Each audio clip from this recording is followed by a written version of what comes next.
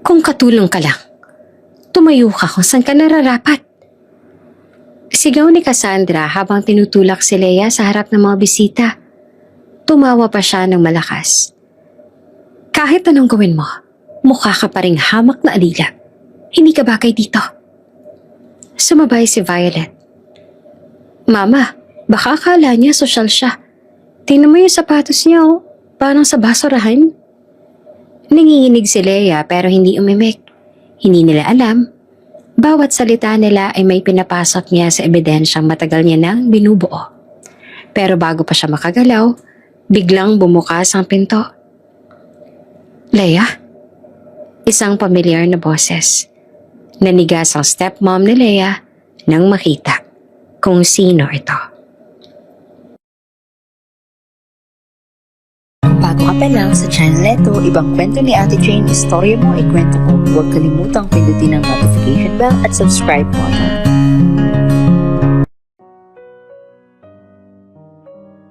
Isang malamig at maaliwalas na umaga ang sumalubong kay Luna Villarosa.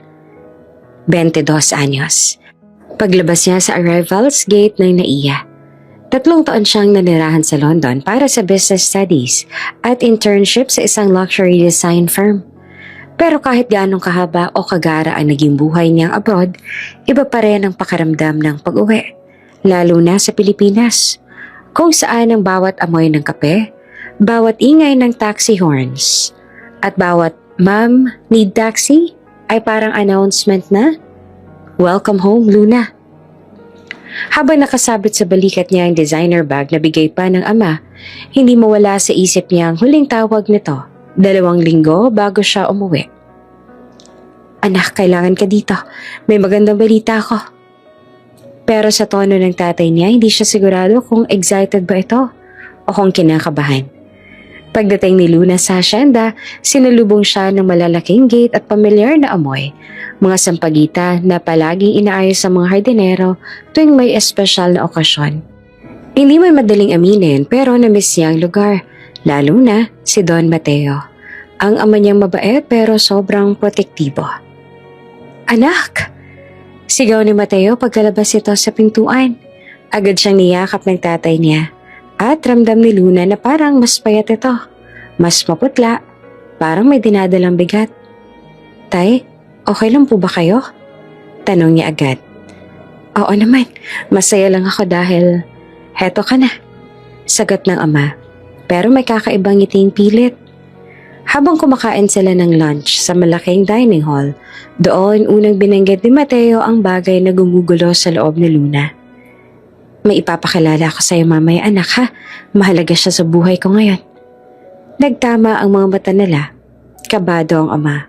Curious si Luna. At pagdating ng hapon, dumating ang babae. Pumasok si Cassandra Vera. Suot ang pastel pink dress at may bitbit na bouquet ng white roses. Malapad ang ngiti, maganda, maamo, pero sa likod ng magandang imahe may pakaramdam si Luna na parang may kulang, may mali. May tunog na too good to be true. "Luna, finally we met. Ang dami kong naririnig tungkol sa'yo," sabi ni Cassandra sabay yakap. Pero yung tipong hindi talaga humahawak, hindi ramdam, parang hangin. Nginitian ni Luna ang babae, pero ang utak niya ay alerto. 3 months lang silang nagkakalala. 3 months at engaged na. Sophisticated, classy, soft-spoken. Pero masyadong perfect. Masyadong mabilis. Masyadong penlano. Habang nagtsatsaa sila, napansin ni Luna na sobrang clingy ni Cassandra kay Mateo. Hawak sa braso, yakap sa balikat. Kahit simpleng kwento ay may kasamang halik sa pisngi. Ramdam ni Luna ang discomfort ng ama kahit pilit itong nakangiti. At nang muntik mahulog ang teaspoon ni Cassandra, bigla itong nasabi, "Oops, sorry. Hindi ako sanay sa mga ganitong mamahalang gamit. Sa mansyon ng ex-husband ko kasi." "Ay, sorry. Nasabi ko tuloy." Tumango lamang si Luna, pero sa loob-loob niya, ex-husband? Ibang klase. Hindi na nagsalita si Mateo tungkol doon. Hindi rin nagtanong si Luna. Pero may arkahan niya iyon sa isip. Kinagabihan tumambay silang mag-ama sa veranda. Tahimik ang hangin. Mabagal ang pag-ikot ng wine sa baso ni Don Mateo. Tay, panimula ni Luna. Mukhang masaya kayo kay Cassandra. Pero, sigurado po ba talaga kayo? Napahinga ng malalim si Mateo. Luna, matagal na akong mag-isa. Nasanay akong ikaw lang nandyan. Pero habang tumatanda, iba palang pakiramdam ng may kasama. Ngumiti si Luna. Totoo iyon. Deserving ang tatay niya ng pagmamahal. Pero hindi naman kailangang madaliin. Kung mahal mo po siya, susuportahan kita, sabi niya. Pero bakit parang kinakabahan kayo? Tahimik ang ama. Ilang segundo, isang paglingon. Hindi ko alam kung paano mo siya matatanggap. At sana, hindi ako nagkakamali. Hindi nagkakamali? Anong ibig sabihin noon? Bago pa makapagtanong si Luna ulit, biglang tumunog ang phone ni Mateo. Napalayo ito saglit para sagutin ang tawag. Pero bago siya umalis, may nahulog na maliit na papel mula sa bulsa niya. Dahan-dahang pinulot iyon ni Luna. Isang resibo. Sa likod ay isang note. 1 million pesos. Transfer. Next payment sa kasal. Parang nanlamig ang buong katawan ni Luna. Pagbalik ng ama, nakangiti ito pero parang kinakabahan. Let's talk tomorrow, anak. May inaasikaso lang ako. Tumango si Luna, pero puno na ng tanong ang isip niya. Bakit may next payment sa kasal? Bakit parang may hinihintay si Cassandra na pera? At bakit parang hindi alam ng tatay ko na nahulog ang papel? Hindi natulog agad si Luna. Tumayo siya sa bintana ng silid. Tinitingnan ang malawak na lupain ng Villarosa Hacienda. Ang mga ilaw, ang katahimikan, ang amihan. 3 taon siyang wala.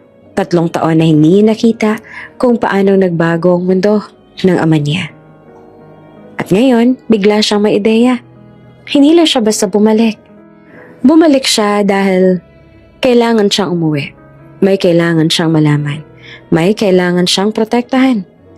At may kailangang bantayan. Ang ama niyang posibleng naluloko ng maling tao. Huminga siya ng malalim. Hindi ko hahayaang masaktan ka, tay. At doon nagsimula ang misyon ni Luna Villarosa. Hindi bilang spoiled heiress, hindi bilang batang nag-aaral abroad, kundi bilang nag-iisang tagapagmana at anak na handang mangalap ng katotohanan. Kinabukasan matapos ang unang pagkikita nila kay Cassandra, maagang nagising si Luna. Nakatayo siya sa balkon ng kwarto niya habang iniinom ang kape. Tahimik ang umaga, pero hindi mawala sa dibdib niya ang bigat ng pakiramdam. Parang may hindi tugma sa lahat ng ipinapakita ni Cassandra. Sa unang tingin, mabait, maayos at maamo itong babae. Pero may mga sandaling nahuhuli si Luna na parang may iba sa likod ng mga ngiting iyon. Masyadong hinog, masyadong kalkulado, masyadong perpekto para sa totoong buhay. At hindi niya makalimutan yung resibong nahulog sa bulsa ni Don Mateo kagabi. Hindi normal, hindi basta biro. Pero ayaw muna ni Luna na mag-conclude. Gusto niyang dumaan muna ang lahat sa tamang obserbasyon. At hindi nagtagal, nagsimula ang mga peraso ng duda. Pagbaba niya sa kusina, nagulat siya na makita si Cassandra na nakatayo sa gitna ng mga katulong. May hawak na tray ng pandesal. Oh, Luna, good morning. I made breakfast for your dad. Gusto mo rin ba? Nito na parang host ng cooking show. Umakyat ang kilay ni Luna. Alam kong pinagbabawal ni tatay ang paghawak ng bisita sa kitchen. Sabi niya sa magaan pero diretso na tono. Natigilan naman si Cassandra. Pero mabilis na nakabawi. Oh, hindi naman ako bisita. Soon to be family na ako, right? Sabay tawa. Yung tipong pilit pero magaling itago. Tahimik si Luna. Pinagbastan lang niya ang babae. Tahimik din ang mga staff. Pero may mga tinginan sila sa isa't isa. Pag-alis si Cassandra, agad niyang nilapitan si Aling Marites, ang pinakamatagal ng kasambahay. Manang, okay ka lang ba? Tanong niya. Ngumiti si Marites pero hindi umabot sa mata yung ngiti. Ay, okay naman po, Ma'am Luna. Si Cassandra. Sabay-sabay nag-iwasan ng tingin ng tatlong katulong. Doon, unang sumiklab ang kutob ni Luna. Habang nag-aalmusal sila ni Don Mateo at Cassandra, napansin niyang sobrang sweet at maalaga ni Cassandra sa ama niya. Pinupunasan nito ang mesa kahit di naman kailangan. Iniaabot lagi ang tubig. Naglalagay ng ulam sa plato ni Mateo kahit meron namang taga-serve. Parang sinusubukang ipakita sa lahat na siya ang perpektong partner. Tay, baka gusto niyo na ako na... Hindi pa siya tapos ang putulin siya ni Cassandra. Oh no, Luna. Papahingahin mo si Daddy Mateo. Ako nang bahala rito.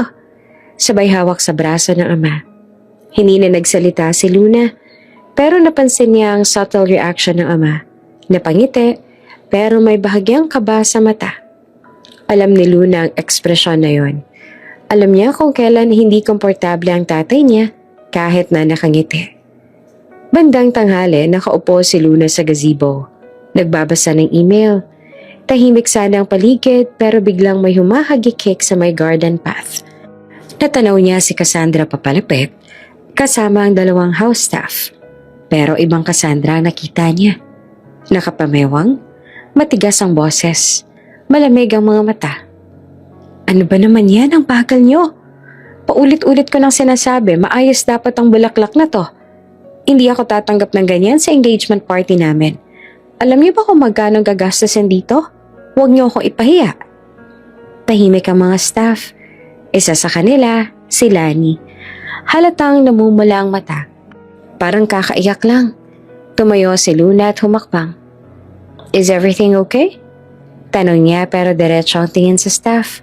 Nagulat si Cassandra pero biglang nag-shift ang expression. Parang isang switch na pinindot. Luna! Oh my gosh, I was just teaching them. Siyempre gusto ko everything's perfect for your dad. Gusto ko na maging proud ka rin sa akin. Pero bago pa makasagot si Luna, nagsalita si Lani. Halos bulong. Ma'am, ayos naman po. Nagkakamali lang talaga kami. Tiningnan ito ni Cassandra pero mabilis nagbago ang tono. Yes, accidents happen, right girls? Sabay ngiting halos hindi umabot sa mata. Ngumiti rin naman ang staff pero halatang pilit. Paglahad ni Cassandra palayo, nagsalita si Luna ng mahina. Kung may problema kayo, umiling si Lani. Pero nanginginig ang boses. Wala po ma'am. Sanay na po kami. Sanay? Isang salita, pero tumama sa loob ni Luna. Ilang oras matapos noon, bumaba si Luna papunta sa greenhouse. Doon niya naman nakita si Mang Julio, ang matagal ng hardinero nila. Tahimik nitong pinuputol ang mga tuyong dahon, pero halatang stress. Mang Julio, tawag niya. Nagulat ito pero ngumiti na makita siya. Ma'am Luna, ang laki niya na. Kamukhang-kamukha na niya si Ma'am Esperanza. Napangiti si Luna pero hindi iyon ang pakay niya. Nakikita niyo naman ho siguro si Cassandra palagi. Kamusta po? Hindi agad sumagot ang matanda. Tumingin muna ito sa paligid bago siya sinalubong ng tingin. Ma'am, mabait yan kay Don Mateo. Pero sa amin, napailing siya. Hindi ko na po sana sasabihin pero masyado po mataas ang tingin niya sa sarili. Palaging may utos. Palaging may hiling. Palaging may banta. Banta ho? Tumango si Mang Julio. Pag hindi nasunod ang gusto niya, may parinig na mawawalan kami ng trabaho. Tumahimik si Luna. Hindi iyon sinasabi ng staff ng basta-basta. Kilala niya sila. Hindi sila mareklamo ng reklamo. At higit sa lahat, loyal sila kay Don Mateo. Kung sinasabi nilang may mali talaga. Gabi na nang makita ni Luna ang ama sa library. May kausap sa phone si Don Mateo. Malalim ang boses at parang may pinagtatalunan. Huwag na yan. Hindi pwedeng malaman ni Luna. Oo, babayaran ko ang next part. Pero bigyan niyo ako ng oras. Tumigil si Luna sa pinto. Next part? Oras? Hindi pwedeng malaman ni Luna? Paglingon ni Don Mateo at nakita siya nakatayo, mabilis itong binaba ang phone. Anak, matutulog ka na? Atay? Mahinahon niyang sabi. Ano po yun? Business matter lang. Pero ramdam ni Luna na nagsisinungaling ito at mas lalo siyang kinabahan. Pagbalik niya sa kwarto, hindi niya na mapigilang pagtugtong-tugtungin ng mga nangyari. Ang resibong may next payment, ang sobrang pagiging perfect ni Cassandra, ang pang-uupasala nito sa staff kapag walang ama, ang pag-iwas sa mga kasambahay sa pagbibigay ng detalye, ang misteryosong tawag ni Don Mateo kanina. Hindi ito simpleng relasyon, hindi ito simpleng babae, at siguradong may tinatago. Huminga si Luna, nakatulala sa kisame. Kung hindi mo sasabihin sa akin, Tay, akong hahanap. Bulong niya. At doon nagsimula ang unang hakbang ng babaeng tagapagmana. Hindi lamang para protektahan ang kayamanan, kundi para protektahan ang ama niya. Kahit ayaw nitong aminin na kailangan niyang iligtas.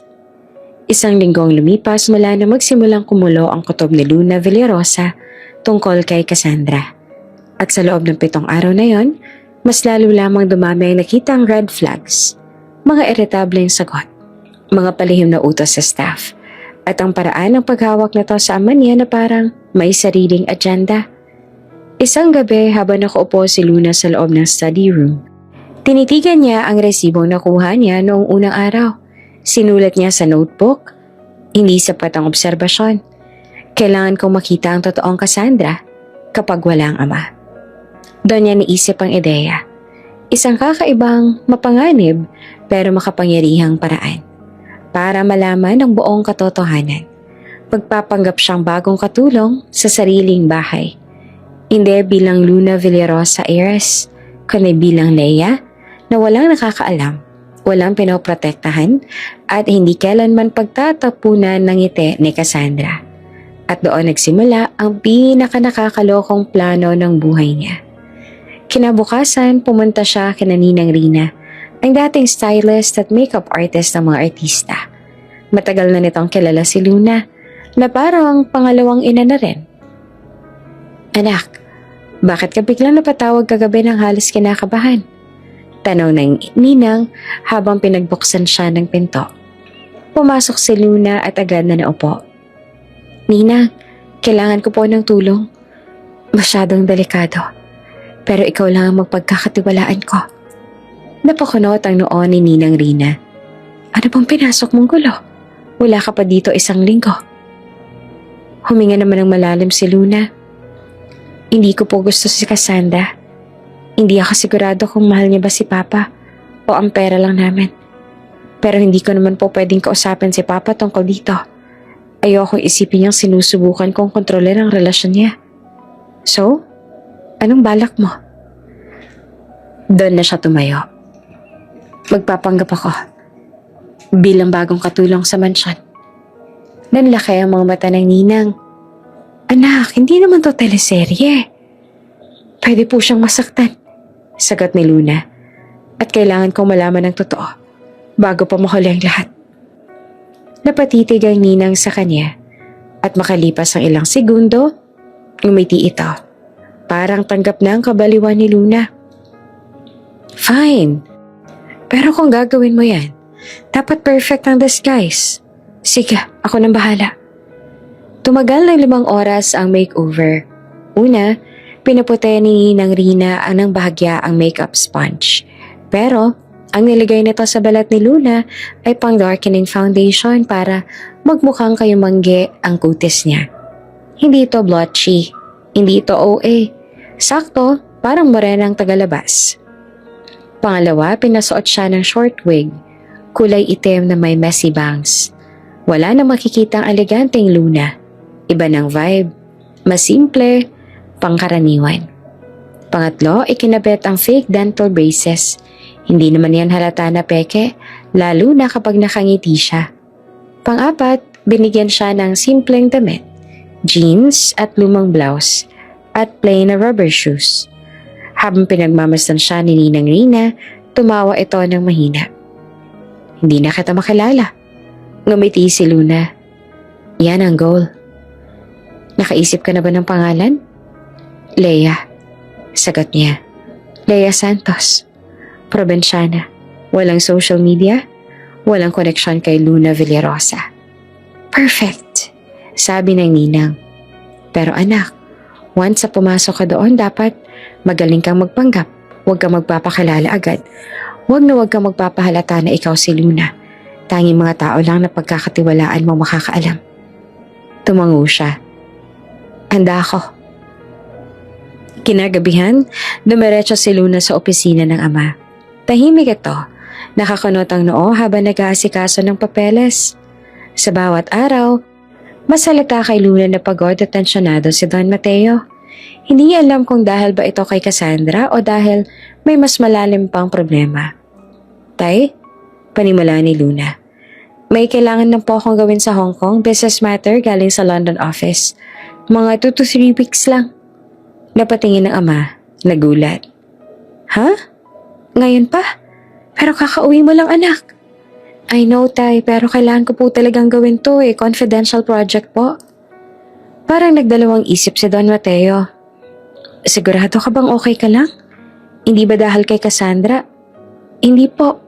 Putol na Luna, sabay ngiti. Gusto ko lang maging productive habang nandito ako. Pero promise, babalik din po ako agad. Huminga ng malalim ang ama, saka tumango. Kung kailangan mo, sige. Pero mag-iingat ka doon, ha? And please, update me. Of course, tay. Yumakap siya sa ama. Mahigpit. Puno ng pangako na hindi nito alam. At nang gabing iyon, umalis si Luna. Pero hindi papuntang Hong Kong. Kinabukasan, dumating ang isang simpleng delivery van sa likod ng hasyenda. Bumaba si Lea Santos. Morena, maiksi ang buhok, nakatungo. May backpack lang at lumang cellphone. Pagbukas ng gate, sinalubong siya ni Mang Julio. Hindi agad naniwala ang matanda. Ma'am Luna? Shhh, bulong niya. Wala nang ma'am. Lea na. Ikaw lang nakakaalam, pati si Ninang Rina. Napakamot si Mang Julio. Hindi naman makapaniwala. Anak, delikado to. Alam ko, pero kailangan. Dinala siya ni Mang Julio sa servants' quarters bago mag-ikot ang mga staff. Pinakilala siya bilang bagong applicant mula sa Pampanga. House helper. Siya yung tipong hindi pinapansin. Yung tipong hindi kilala. At doon nagsimula ang bagong buhay ni Luna. Kinabukasan, matapos makompleto ni Luna ang kanyang disguise, tumungo siya sa Villarosa Mansion bilang si Lea Santos. Ang bagong applicant para sa posisyong tagalinis. Simple lang ang suot niya. Lumang blouse, faded na pantalon, at mumurahing rubber shoes. Bitbit niya ang maliit na sling bag na may lamang peking IDs at application papers na inayos ni Ninang Rina. Habang naglalakad siya sa loob ng bakuran, ramdam niya ang tibok ng puso. Hindi ito kaba dahil baka mabuko siya, kundi dahil naroon siya sa mismong bahay na kinalakihan niya. Pero bilang ibang tao at sa unang pagkakataon, papasok siya sa mansyon hindi bilang anak ng may-ari, kundi bilang isang empleyadong walang sino man ang papansin. Pagpasok niya sa side entrance, sinalubong siya ng headmaid na si Marites. Isang babaeng halos kasing edad ng ninang niya. Hindi talaga sila malapit ni Alma nung si Uluna pa lang nakatira sa mansyon. Pero kilala nito bilang seryoso at maayos magtrabaho. Ah, ikaw ba ang Lea? Ikaw yung na-refer ni Miss Rina? Tanong ni Alma habang tinitingnan ang application form. Opo, ma'am. Sagot naman ni Luna na may bahagyang probinsyanong tono. O sige, hintayin mo ako dito. I-hold ko muna sa office ang papers mo ha. Pero heads up lang, si Miss Cassandra ang mag-i-interview sa'yo. Minsan mainit ang ulo nun. Humanap ka na lang ng timing. Tumango si Luna. Opo. Hindi niya sinabi, pero sa loob-loob niya, perfect. Gusto ko siyang makita ng walang acting. Makalipas ang 10 minuto, bumukas ang pinto sa hallway. Dumating si Cassandra. Suotang fitted na beige dress. May pearl earrings. Naka-high heels kahit nasa loob lang ng mansyon. Napatingin agad ito sa kanya mula ulo hanggang paa. Siya ba? Tanong ni Cassandra kay Marites. parang may tinitingnang item sa mall. Opo ma'am, si Leia. Mag-a-apply po. Hindi pa natapos si Marites nang tawagin ni Cassandra ang atensyon ni Luna. You, follow me. Diretso nitong tinungong maliit na office malapit sa laundry area. Sumunod naman si Leia, habang nakataas ng bahagya ang ulo. Pero hindi nagbabago ang tono. Mahinhin, simple, hindi mapagmataas. Pagkapasok nila ay napaupo si Cassandra sa swivel chair at nag-cross ng legs. Nakataas ang kilay, parang bored. So, Leia, panimula nito. Anong experience mo? 3 years po ako sa Pampanga, ma'am. Tagalinis po ako ng isang maliit na hotel. Anong hotel? San Ramon Inn po. Natawa ng mahina si Cassandra. Never heard. Okay, marunong ka bang maglinis ng crystalware? Silver. Yung mga gamit na hindi pwedeng basta punasan lang? Hindi po lahat, ma'am. Pero willing po ako matuto. Nagtaas ito ng kilay. So hindi ka pala ganun ka-competent? Hindi ko may boss si Luna. Hindi siya pumatol. Hindi siya nagtaas ng boses. Nakafocus siya sa role niya. Tumayong bigla si Cassandra at dumiretso sa isang cabinet kung saan nakadisplay ang mga mamahaling vase. Okay, test lang. Inabot ito ang isang mamahaling vase sa gawa sa hand-blown glass. Linisan mo to. Nagulat si Marites na nakasilip sa pinto. Ma'am Cassandra, baka po. Marites, kaya ko tong bayaran kung mabasag. Isa pa, kailangan ko makita kung may silbi itong bagong hair. Kinuha ni Luna ng maingat ang vase. Sobrang gaan. Sobrang delikado. Pero hindi ito bago sa kanya. Originally, kabisado niya ang mga gamit sa bahay. Pero para kay Leia, first time. Huminga siya ng malalim. Kinuha ang malinis na cloth at unti-unting pinunasan ang vase. Hindi masyadong madiin. Hindi rin maluwag ang hawak. Pagkatapos ng 1 minuto, ibinalik niya sa mesa. Done po, ma'am. Tumayo si Cassandra. Kinuha ang vase. Tsaka ito tiningnan sa ilalim ng ilaw. May streak. Asan po, ma'am? Here. Itinuro nitong maliit na flaw. Sobrang liit na kahit nanay nito baka hindi na mapansin. Ay, sorry po. Ayusin ko po. No need. Sabi ni Cassandra. Kung hindi mo nagawa ng tama sa una, what makes you think na magagawa mo sa pangalawa? Sabay upo nito na parang nagsawa sa eksena. Napailing si Marites nang hindi nakikita ni Cassandra, pero nakita ni Luna. At sa loob-loob niya, lalo siyang nakumbinse. Hindi ka dapat na maging asawa ng tatay ko, kahit na kailan.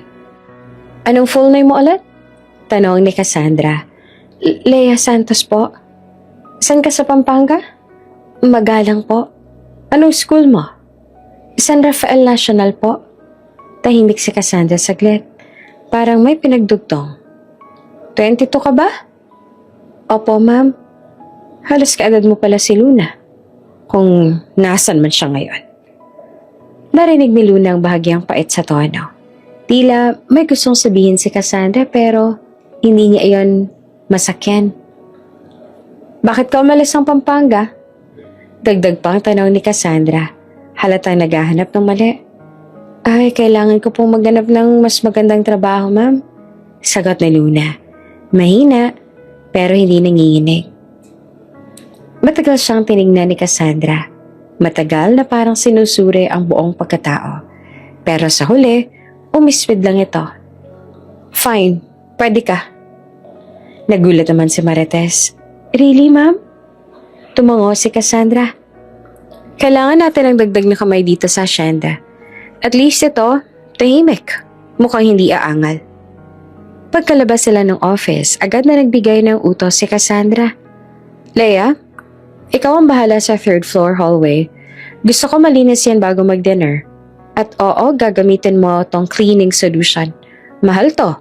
Huwag mong itatapon kahit isang patak. Inabot ito ang bote na may mamahaling label. Sabay tingin ng malalim. Pag nadumihan ng rug, ikaw ang magbabayad. Gets?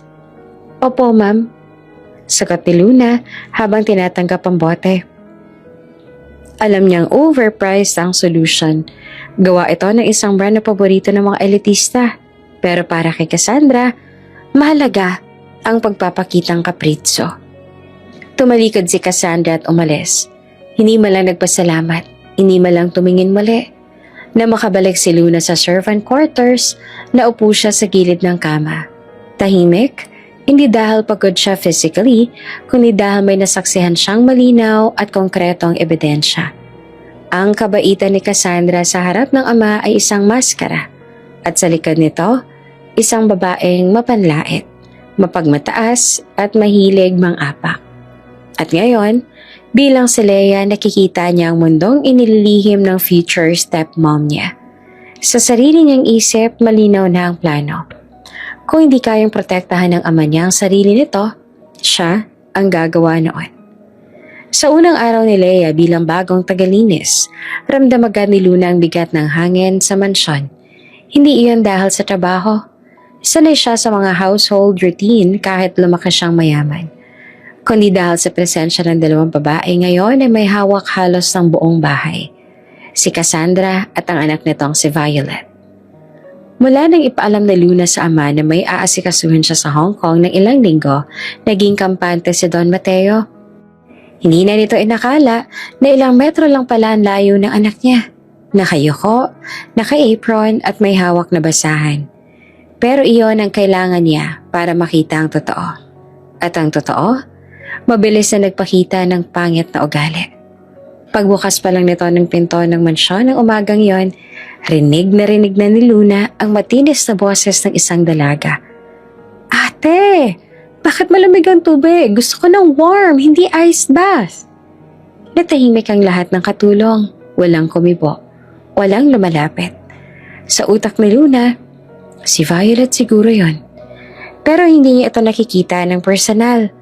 Pero sa tono pa lang, mayabang, demanding, at walang pakialam kung may nadadamay.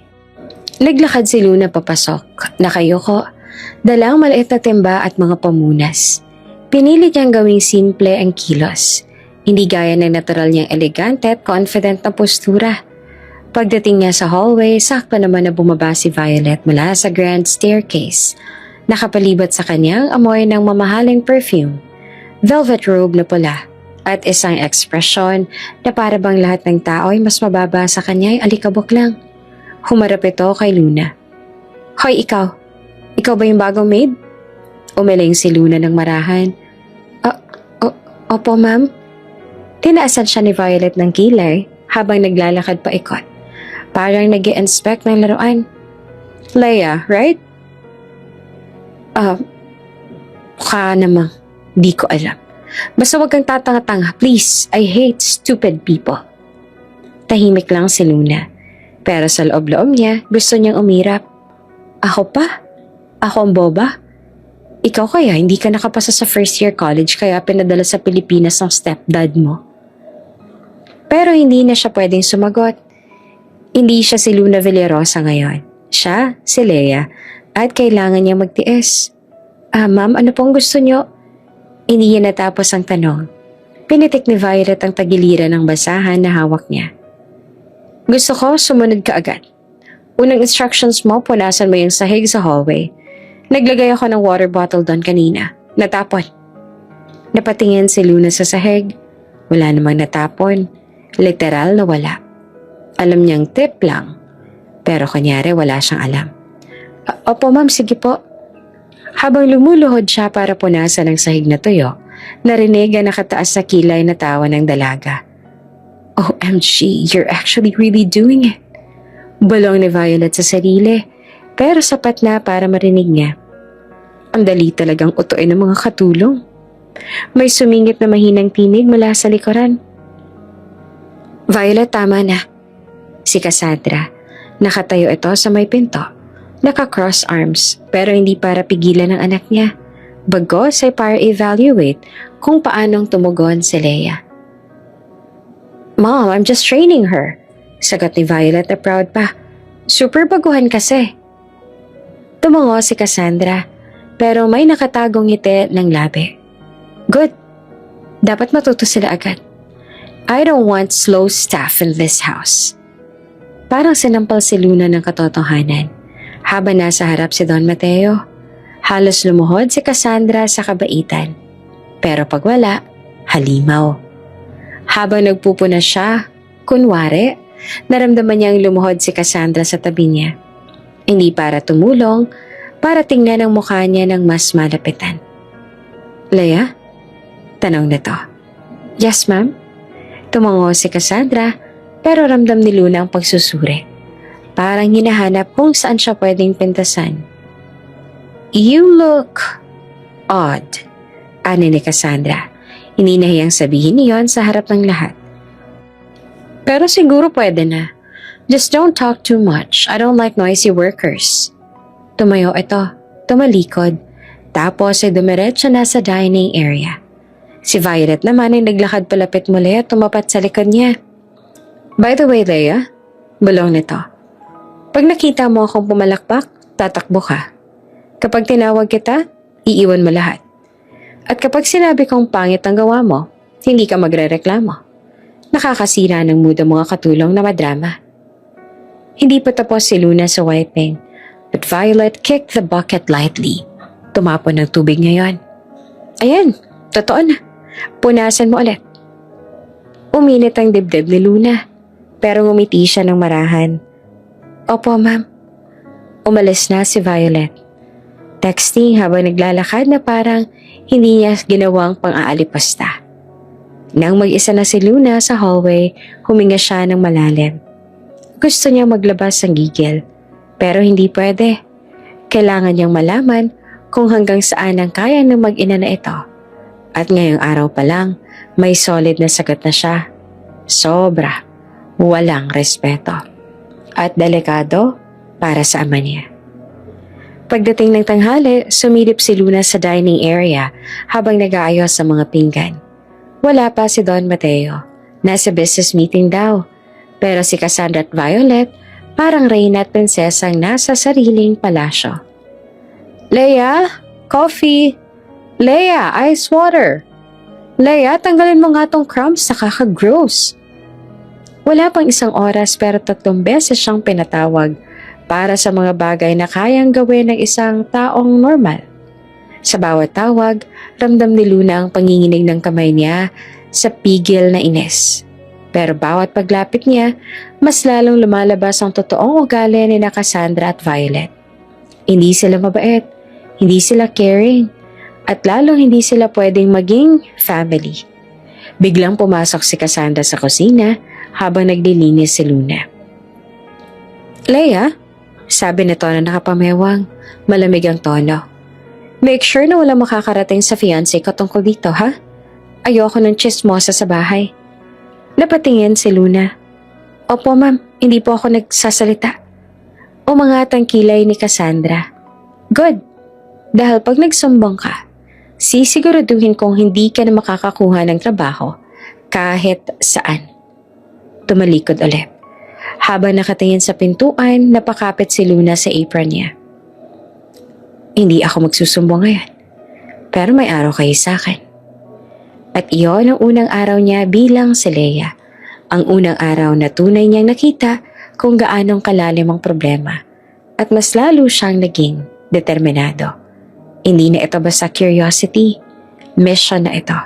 At gagawin niya ang lahat para malaman ang buong katotohanan bago pa masaktan ang ama niya. Sa sumunod na mga araw, mabilis na ramdaman ni Luna na ngayon ay si Leia na parang may pader na unti-unting humihigpit sa buong mansyon. Hindi iyon dahil sa dami ng trabaho, kundi dahil sa atmosfera na binubuo ni Cassandra. Habang mas nagtatagal si Luna sa loob, mas lumalabas ang tunay na kulay ng babaeng gustong maging asawa ng kanyang ama. At ang pinakamasakit, walang nakakakita nito maliban sa mga kasambahay. Ang mga taong walang boses, tahimik na lang para hindi mawalan ng trabaho. Nagsimula ang lahat ng isang umaga, habang inaayos ni Leia ang mga kortina sa guest room. Dumating si Cassandra, nakahawak ng isang tasa ng kape at may malamig na ekspresyon. "Ano yan?" tanong nito sabay tutok sa kortina. "Ma'am?" tanong ni Leia, halatang hindi alam kung anong problema. "Bakit ganyan ang pagkakatupi?" Hindi pantay. Ulitin mo yan. Napatingin si Luna sa kortina. Maayos, malinis at tuwid. Kahit ang veteranong katulong na si Aling Marites ay nagsabing, perfect na iyon kanina. Pero para kay Cassandra, lahat ay mali. Tumango si Leia at mahinahong sinabing, sige po ma'am, ayusin ko po. Hindi iyon ang huling beses. Kinahapunan, habang naglilinis si Leia ng sahig, napadaan si Cassandra ulit. Bakit hindi makintab? Ginamitan mo ba ng tamang solusyon na nag-iimbento ka ng sarili mong formula? Ma'am, pareho lang po. Don't argue with me. Diretso na walang pakundangan. Gawin mo ulit. Sa pangatlong pagkakataon, nilinis ni Leia ang sahig habang naririnig ang bulong ng mga kasama. Grabe, wala naman talagang mali.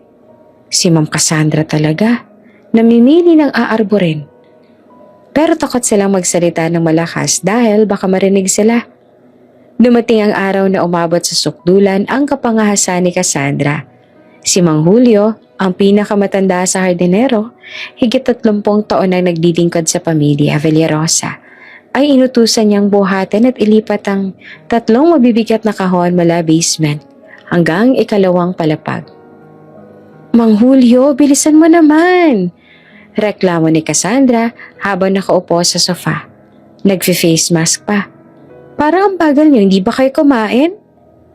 Namula ang mukha ni Luna habang pinapanood ang matanda. Halatang hinihingal na ito. Nanginginig ang kamay at pawis sa pawis. Hindi na dapat binubuhat ng ganong kabigat. Naglakad si Leia palapit. Ma'am, baka pwedeng tulungan ko po si Mang Julio? No? Mabilis na sagot ni Cassandra.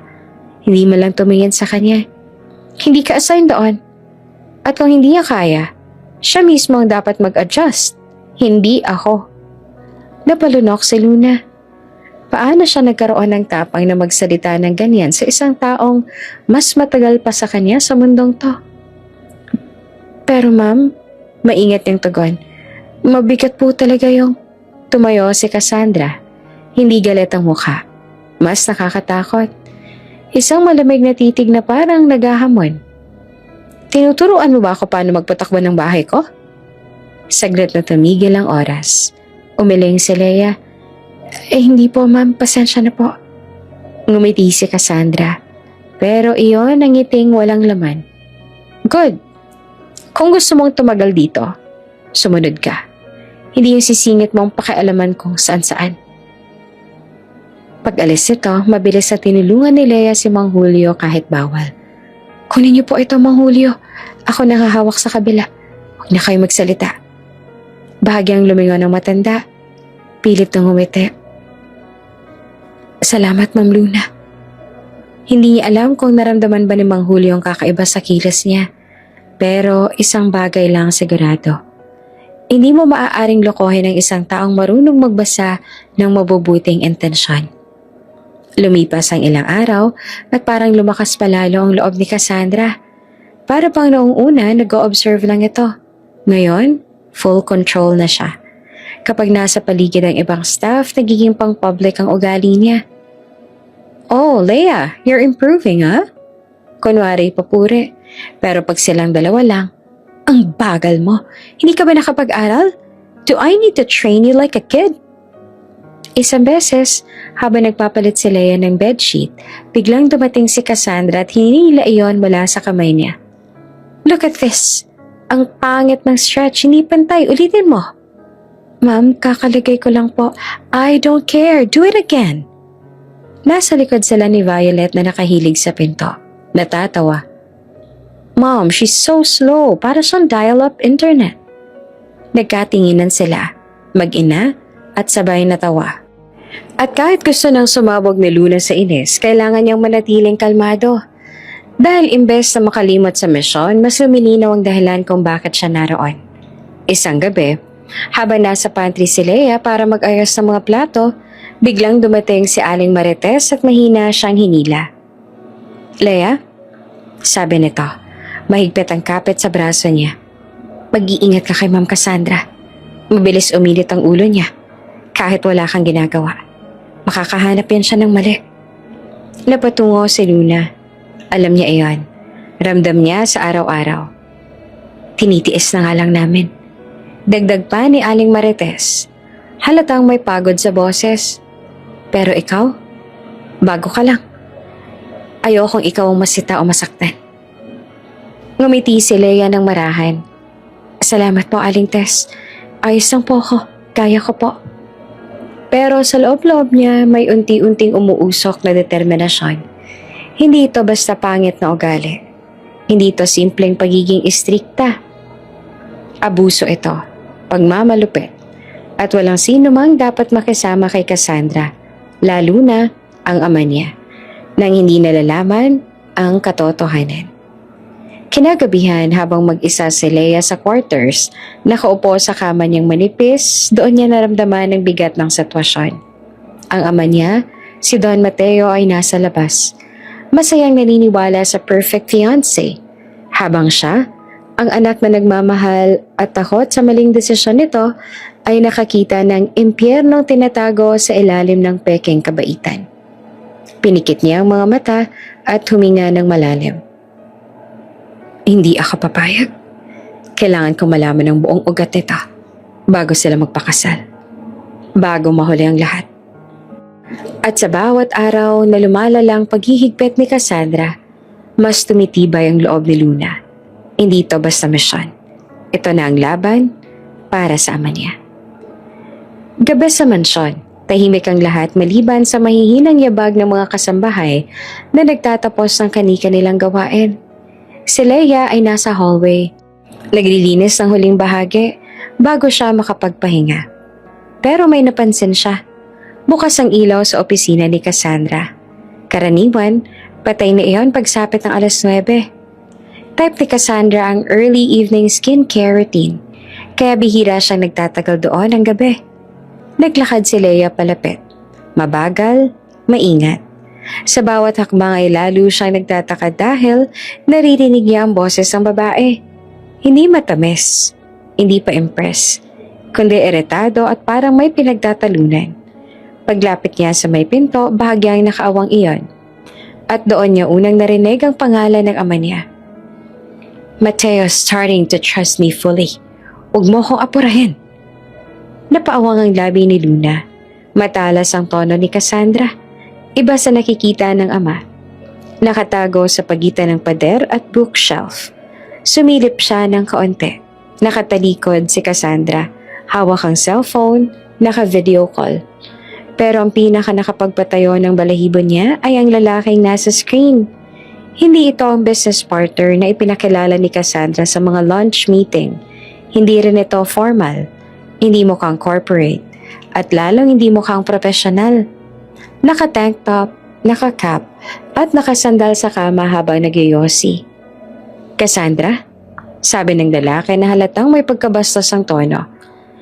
Hindi pwedeng matagal pa yan. Kailangan natin ng pera. You promised. Umikat si Cassandra. Tumitig sa screen. And I told you, hindi agad-agad. Ayoko na magduda si Mateo. Kailangan smooth. Suminghap ang lalaki. Smooth? Ilang buwan na yan? Dapat nasa kamay mo ng kalahati ng assets niya. Kung hindi ka spoiled brat na puro arte. Naramdaman naman ni Leia ang pag-init ng dugo niya. Pero hindi siya gumalaw. Ayaw niyang marinig ni Cassandra ang kahit kaunting ingay. Tumigil sandali si Cassandra, napatingala at napahawak sa sentido. Hindi siya galit, parang guilty. We're almost there. Sabi niya na mahina. Kapag nakuha ko na kay Mateo ang access sa account niya, aalis tayo. As in, gone. Goodbye, Philippines. Hindi huminga si Luna. What did she just say? Naglakad si Cassandra sa mesa at dinampot ang isang dokumento. Mabilis siyang hinarap ang screen. Tingnan mo to. Perma na lang ni Mateo. Pag pumirma na siya, I swear, we'll be set for life. Napangisi ang lalaki. Good girl. Pero hindi masaya ang tingin ni Cassandra. Hindi gaya ng pagmamahal na ipinakita niya sa harap ni Don Mateo. Ito ay ngiting taktikal. Ngiting sanay sa panilin lang.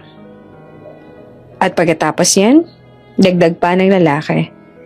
Tayo na lang, diba? Walang Mateo, walang Violet, walang kahit sinong istorbo. Natigilan si Cassandra at napabulong. Oo naman. Pero sa mata niya ay may alinlangan. Siguro ay mahal niya ang pera. Siguro ay hindi niya mahal ang lalaki. Pero malinaw ang isa, parehong hindi niya mahal ang ama. At iyon ang pumunit sa dibdib ni Luna. Habang nag-uusap ang dalawa, mas lumalalim ang sekreto. Siguraduhin mo hindi ka papalpak, sabi ng lalaki. Ayoko na ng drama mo. Last chance mo na to. Hindi ako papalpak. Halos pabulong pero mariin na sagot ni Cassandra. Mateo is stupidly in love. Konting lambing lang, konting drama. At pipirma na siya. Naramdaman ni Luna ang biglang pag-aalingaw-ngaw ng sarili niyang pulso sa tenga. Hindi siya nagkamali nang maramdaman niyang may mali noong una pa. Pero ibang level pala ito. Hindi simpleng, hindi mabuting tao si Cassandra. She was a scammer, a manipulator, a thief in disguise. At ang ama niya, ang target. Hindi pa doon natapos ang soka. By the way, dagdag ng lalaki na huminga ng malalim habang inaayos ang cup niya. Siguraduhin mong walang nakakahalata. Lalo na yung anak ni Mateo, ha? Ano bang pangalan nun? Luna? Tumigil si Cassandra at tumingin sa screen. Wala namang pakialam yung si Luna. Busy yan sa kung saang bansa man siya. She's harmless. Good. Sagot ng lalaki sabay iling. Ayoko may batang epal. Pag sumingit yan, sagutin mo ako. Kaya mo ba akong ayusin if ever may gumulo sa plano? Nanlamig ang batok ni Luna. Ilang segundong katahimikan.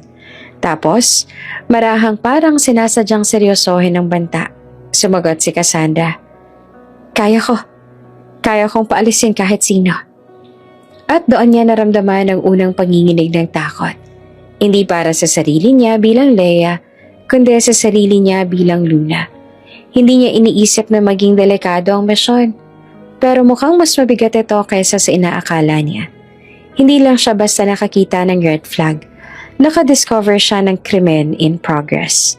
Nang matapos ang tawag, ibinaba ni Cassandra ang cellphone at huminga ng malalim. Saglit siyang napapikit bago naglakad paalis ng opisina. Nagtago si Leia sa shadow ng hallway hanggang makalayo ang babae.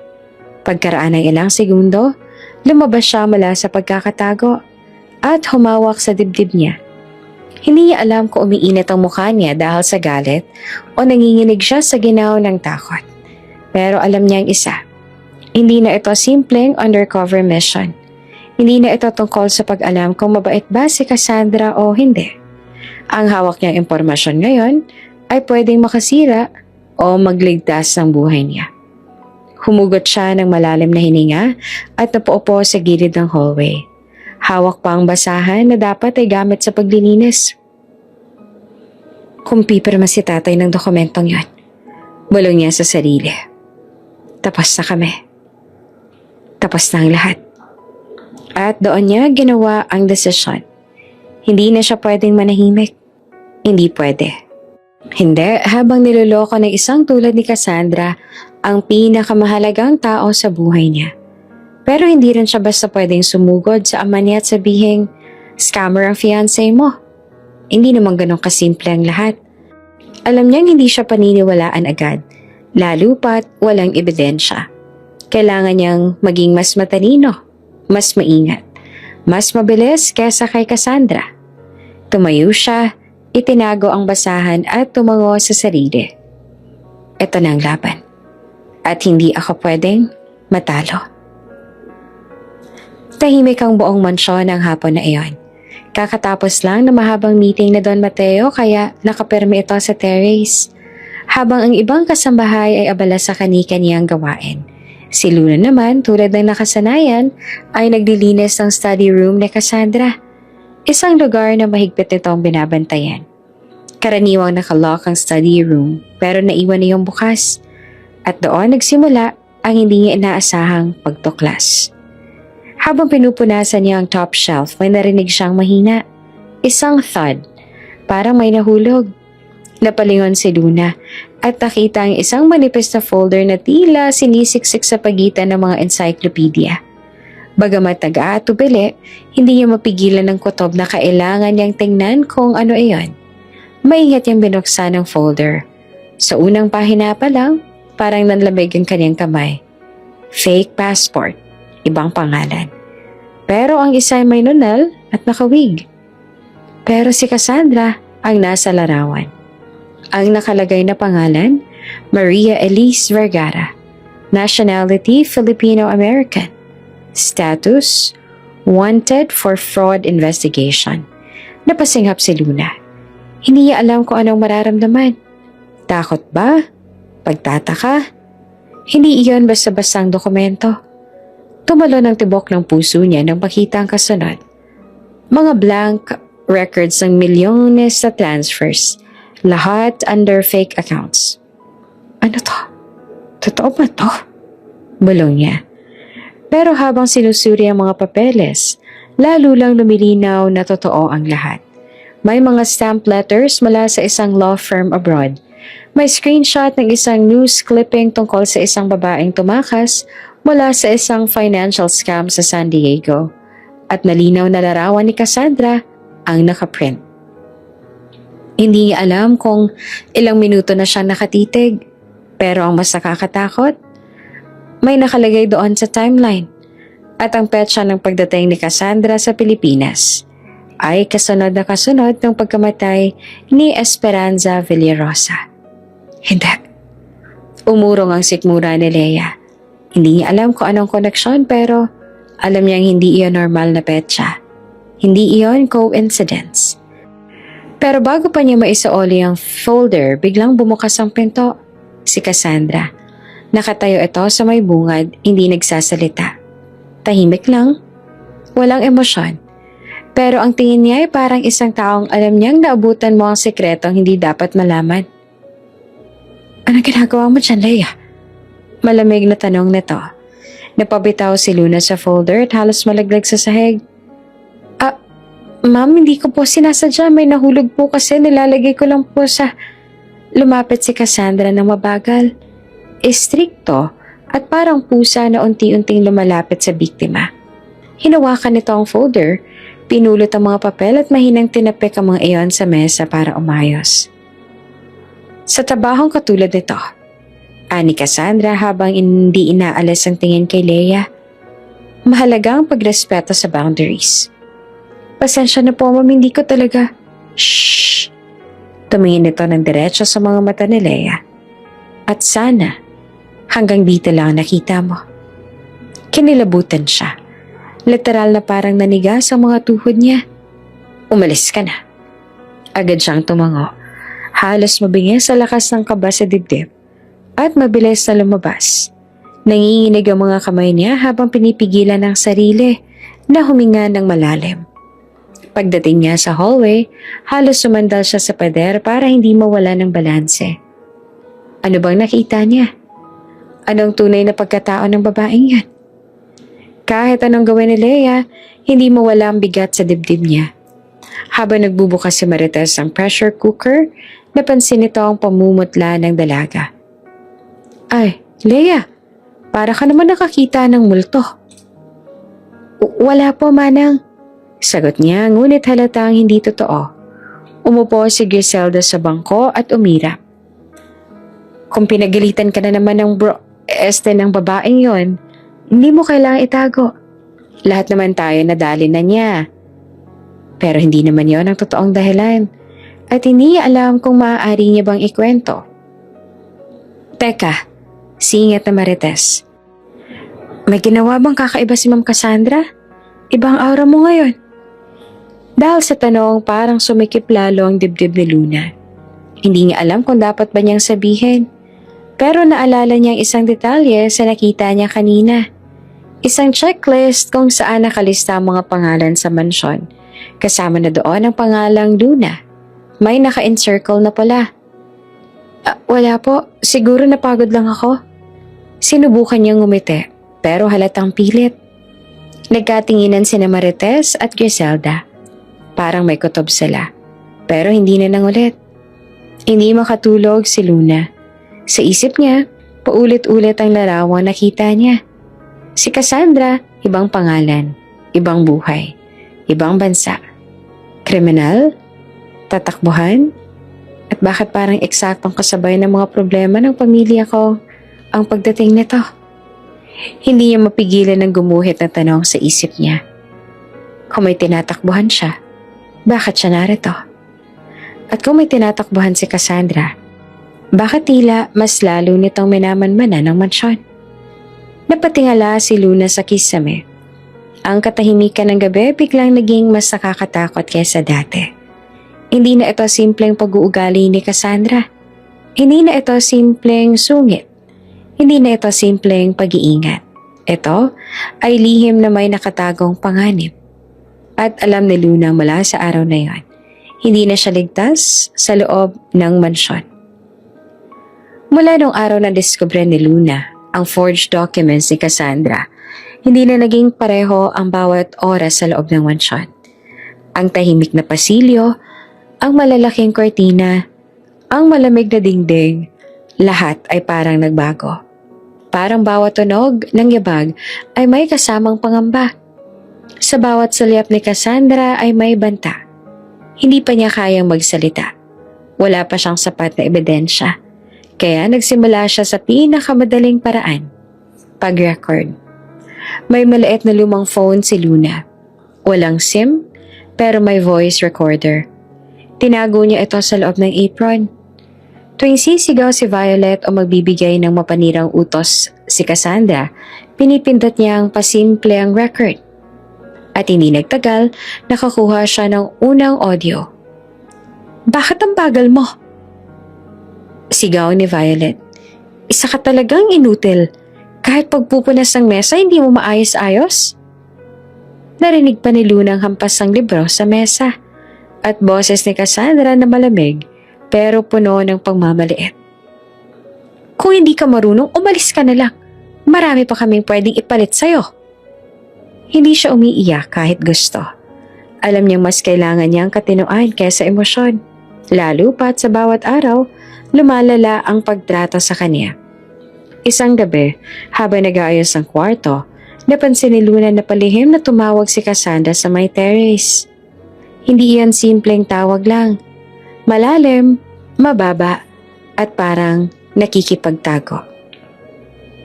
Hindi pa nga ako makatiming, hindi pa handa. Sabi ni Cassandra sa kabilang linya. Baka makahalata. Sumikip ang dibdib ni Luna. Alam niya ang tinutukoy nito, si Don Mateo. Naglakad siya ng dahan-dahan. Inipit ang phone sa pagitan ng libro at ng bulsa. Pinigilan niyang umubo para hindi mahalata. Sige, i-update kita kapag nakaperma na. Tapos bigla itong huminto. Tahimik. Parang may naramdaman. May nakakarinig ba? Tanong ng boses sa kabilang linya. Napalunok si Luna. Dahan-dahan siyang umatras. Pero narinig niyang mahinang click ng heels si Cassandra. Nagpigil siya ng hininga at mabilis na sumingit sa hallway. Pinakiramdaman kung susunod ba ang babae. Wala. Pero hindi iyon nakapagpagaan ng loob niya. Alam niyang isang pagkakamali lang, delikado siya. Simula ng araw na yon, parang lalo siyang sinasadyang pahirapan. Kapag nagliligpit siya, biglang sinisira ni Violet ang inaayos niya. Kapag naghahatid siya ng tsaa, pinapainit ni Cassandra ang mood nito at ipinapabalik-balik siya sa kusina. Minsan pa pinagsasabay nila ang utos. Linisin mo to, ngayon din. Magluto ka ng merienda, ayusin mong bodega. At kapag hindi nagawa lahat agad, may kasamang mura at pang-aalipusta. Pero bawat salita, bawat sigaw, bawat pangmamaliit, nasa recorder. May oras, may petsa, may boses. Hindi man niya masabi agad sa pulis, sa abogado at sa ama, alam niya ang oras na lang at mabubuo niya na ang isang kaso. Isang hapon habang naglalakad sa bakuran si Luna, napansin niya ang anino. Hindi ito kasambahay, hindi ito gwardya, at hindi rin sa Don Mateo. Payat ang pangangatawan, Naka-jacket kahit mainit. At may hawak na maliit na kamera na pilit tinatago. Private investigator? Pero para kanino nagtatrabaho? Dagtag po ang kanilang mga mata. Mabilis itong umiwas at naglakad palayo. Tila iniiwasan ng kahit anong interaction. Sumunod si Luna pero hindi lantaran. Tamang distansya lang. Sapat para malaman kung saan ito papunta. Lumiko ito sa likod ng greenhouse. Lugar na bihirang puntahan ng mga kasambahay. Doon niya nakita ang lalaki na kausap ang kung sino sa phone. Oo, pareho pa rin. Malakas ang kutob ko. May tinatago sila rito. Hindi pa malinaw kung ano, pero may kakaiba sa babaeng Cassandra. Napahawak si Luna sa dibdib niya. So, hindi lang ako nakakahalata. Pero bago pa niya masundan ang usapan, may narinig siyang malakas na kaluskos. Hoy! Sigaw ni Griselda mula sa ibang dulo ng bakuran. Leia? Saan ka naman pupunta? Nataranta siya at napalingon. Pagbalik niya sa likod ng greenhouse, wala nang lalaki. Parang hindi lang nagkaroon ng tao doon. Pagkatapos ng buong araw na pagod, umupo si Luna sa kama at inilatag ang lahat ng ebidensyang meron na siya. Mga audio recordings ng pang-aabuso. 3 recordings ng secret call si Cassandra. Isang note na isinulat niya tungkol sa misteryosong lalaki. At isang maliit na USB kung saan niya kinokopya lahat. May kaba sa dibdib niya, pero may kaunting tiwala rin. Hindi siya tuluyang nag-iisa. Habang sinusuri niya ang huli niyang recording, napako ang atensyon niya sa isang linya. Sinasabi ko sa'yo, sabi ni Cassandra sa tawag. Kapag nakuha ko ng kailangan ko, aalis na ako rito. Walang makakahabol. Ang kailangan niya ay pera ng ama ko at dokumento para sa mana. Napaiyak si Luna, pero hindi dahil sa takot. Dahil sa unang pagkakataon, meron siyang hawak. May laban siya. At sa gitna ng katahimikan ng gabi, may narinig siyang dumaang yabag sa hallway. Marahang, mabagal, parang may nagmamatsyag. Tumigil sa mismong pintuan niya. Nanatili ng ilang segundo at saka muling lumakad. Hindi niya nakita kung sino, pero alam niya hindi iyan basang kasambahay. At mas lalong lumalim ang kanyang pakiramdam. May mas malaking nangyayari sa mansyon. At hindi lamang si Cassandra at Violet ang dapat niyang bantayan. Hindi pa rin mawala ang kaba sa dibdib ni Luna mula sa mga ebidensyang nakukuha niya. Kada araw lumalalim ang panganib. Pero hindi niya inakalang darating agad ang unang mismong pag-atake. Gabi iyon na mas tahimik kesa normal. Walang ibang kasambahay sa hallway dahil tapos na ang shift nila. Si Luna bilang Leia ay nakahiga na, half asleep, pagod sa buong araw na pagbubuhat at pag-aalaga sa mga iniutos ni Cassandra at Violet. Pero habang unti-unti siyang dinadalaw ng antok, may narinig siyang click. Dahan-dahan, mabagal. Parang sinasadya para hindi marinig. Pinto iyon ang kwarto niya. Binuksan mula sa labas. Nanlamig ang katawan niya. Hindi siya gumalaw. Nagpanggap siyang tulog pero dahan-dahang dumilat ang isang mata niya. May anina sa pintuan. Matangkad, nakaitim at may suot na maskara. Huminto ito sandali. Parang tinitingnan kung gising siya. Hindi siya huminga ng malalim, baka mahalata. Nagpigil siya ng kahit anong galaw. Pero ang sunod na hakbang na lalaki papalapit sa kama niya. Alam niyang hindi iyon bastang pag-usisa. May dala itong intensyon. Masama.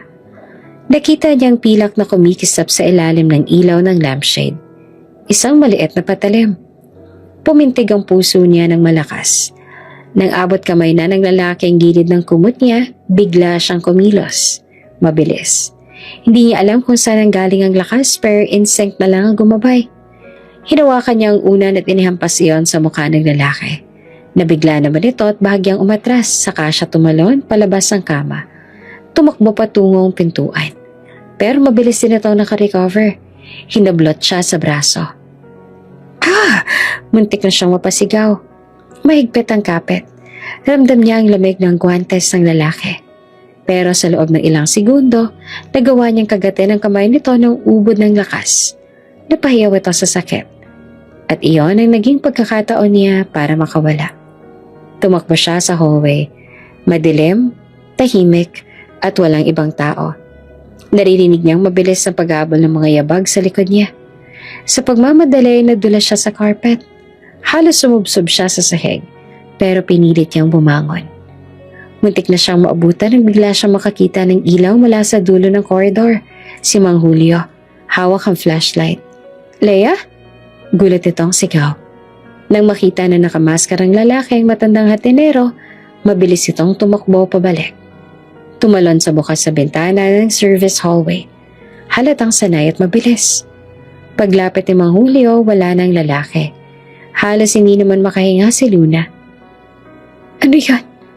Bakit siyang punteriya?" Tanong sa isip niya. "Ma'am Luna, ano ang nangyari?" Tanong ni Mang Julio na halatang nag-aalala. Umiling siya. Pinigil ang panginginig. May pumasok po. Sinubukan niya ako saktan." Napatitig ang matanda sa nabuksang bintana. "Diyos ko, bakit alam niya kung saan ka natutulog?" At iyon ang tanong na kinilabutan si Luna. Bakit nga ba? Paano nilang nalaman ang eksaktong kwarto niya? At sino ang nagbigay ng impormasyon? Habang naglalakad silang pabalik sa room niya, may napansin siyang kakaiba. Ang doorknob, may gasgas at bakas ng penwersong susi. Ibig sabihin, hindi iyon aksidente. May taong may access sa susian ng mansyon. At ang masama, may nag-utos sa kanila. Pagkaalis ni Mang Julio, naupo si Luna sa gilid ng kama niya. Hindi niya maisara ang pinto agad. Nanginginig pa rin ang kamay niya. Pinakinggan niyang muli sa isip niya ang nangyari. Maskara, patalim. Alam ang kwarto niya. Pinasok siya habang tulog. Tumakbo palayo na parang sanay na sa pagtatago. At ang pinakamahalaga, wala siyang ibang kaaway dito. Wala, kundi isang tao na may motibo para patahimikan siya kung sakaling may nalaman siyang hindi dapat. Si Cassandra. Hindi malayo, lalo mat may nakita siyang forged documents at narinig na secret calls. Kung naramdaman ni Cassandra na may nakamasid sa kanya, maaari nitong isipin na ang bagong katulong ang problema. Pero hindi iyon ang pinaka-nakakakilabot na parte. Habang nakaupo siya sa kama, napatingin siya sa gilid ng maliit na mesa kung saan nakatagong USB drive at lumang phone niya na may recordings. Paano kung ako talaga ang target? Paano kung pinapatahimik siya ni Cassandra dahil sa nakita ako sa study room na nakaraan? Sinilip niya ang secret pocket sa ilalim ng kahon. Andan pa rin ang phone at USB. Nakahinga siya. Pero mababaw lang. Hindi iyon sapat para maibsan ang takot. Kung kaya nilang pasukin ang kwarto niya, kaya rin nila akong balikan. Kaya rin nila ulit akong saktan o lunurin ang ebidensya. At kung hindi dumating si Mang Julio, hindi niya alam kung anong nangyari. Habang kinakapa niya ang maliit na pasa sa braso niya, galing sa paghaplot ng lalaki, nagdesisyon siya. Hindi na siya pwedeng magpanggap na okay. Hindi na sapat ang pagre-record. Kailangan niyang pabilisin ang pagbuo ng ebidensya bago sila maunahan. At higit sa lahat, kailangan niyang malaman ang isang tanong. Kung tauhan niya ni Cassandra, sino sa loob ng mansyon ang kakampi nila? Sapagkat malinaw sa kanya ngayon, kung may unang pag-atake, may susunod pa. Tahimik na hapon sa mansyon, nakaayos na ang lahat ng kwarto. May naglalagay ng bagong bulaklak sa sala at ang mga kasambahay ay abala sa kanilang mga gawain. Si Luna naman ay naglilinis ang dining area nang may marinig siyang usapan mula sa pintuan. Ma, parang si Cassandra yung dati nagkaroon ng scam case abroad. Parang munting kidlatang tumama sa utak niya. Dumapa siya sa tabi ng mesa, pilit na nagtatago, habang sinusubukang marinig ng buo ang usapan. Nang marinig niya ang buong linya ng bisita, isang matanda at pamilyar na kaibigan ng pamilya, pumuti ang mukha ni Cassandra. Halos mawala ang kontrol. Bakit mo naman nasabi yan? Sambit nito. Nanginginig ang boses at galit at kaba. Wala kang karapatan na magsalita ng ganon sa harap ng mga tao. Walang nakakaalintana sa galit ni Cassandra. Dahan-dahan siyang lumakad patungo kay Leia, ang kanyang bagong katulong, na parang naging simbolo ng nakakakita ng katotohanan. "Leia!" Sigaw niya na halos sumigaw na sa dining area. "Anong ginagawa mo dyan? Anong sinasabi mo sa mga bisita?" Si Leia naman ay na-shock, hindi makagalaw. Hindi pa siya nakakapagsalita. Ang mga kasambahay ay natigilan sa kung ano ang nangyayari. May ilang humihinga ng malalim. Alam na may lalabas na hindi maganda. Si Cassandra hindi na mapigilan. Binunto ng lahat ng galit niya sa dalaga.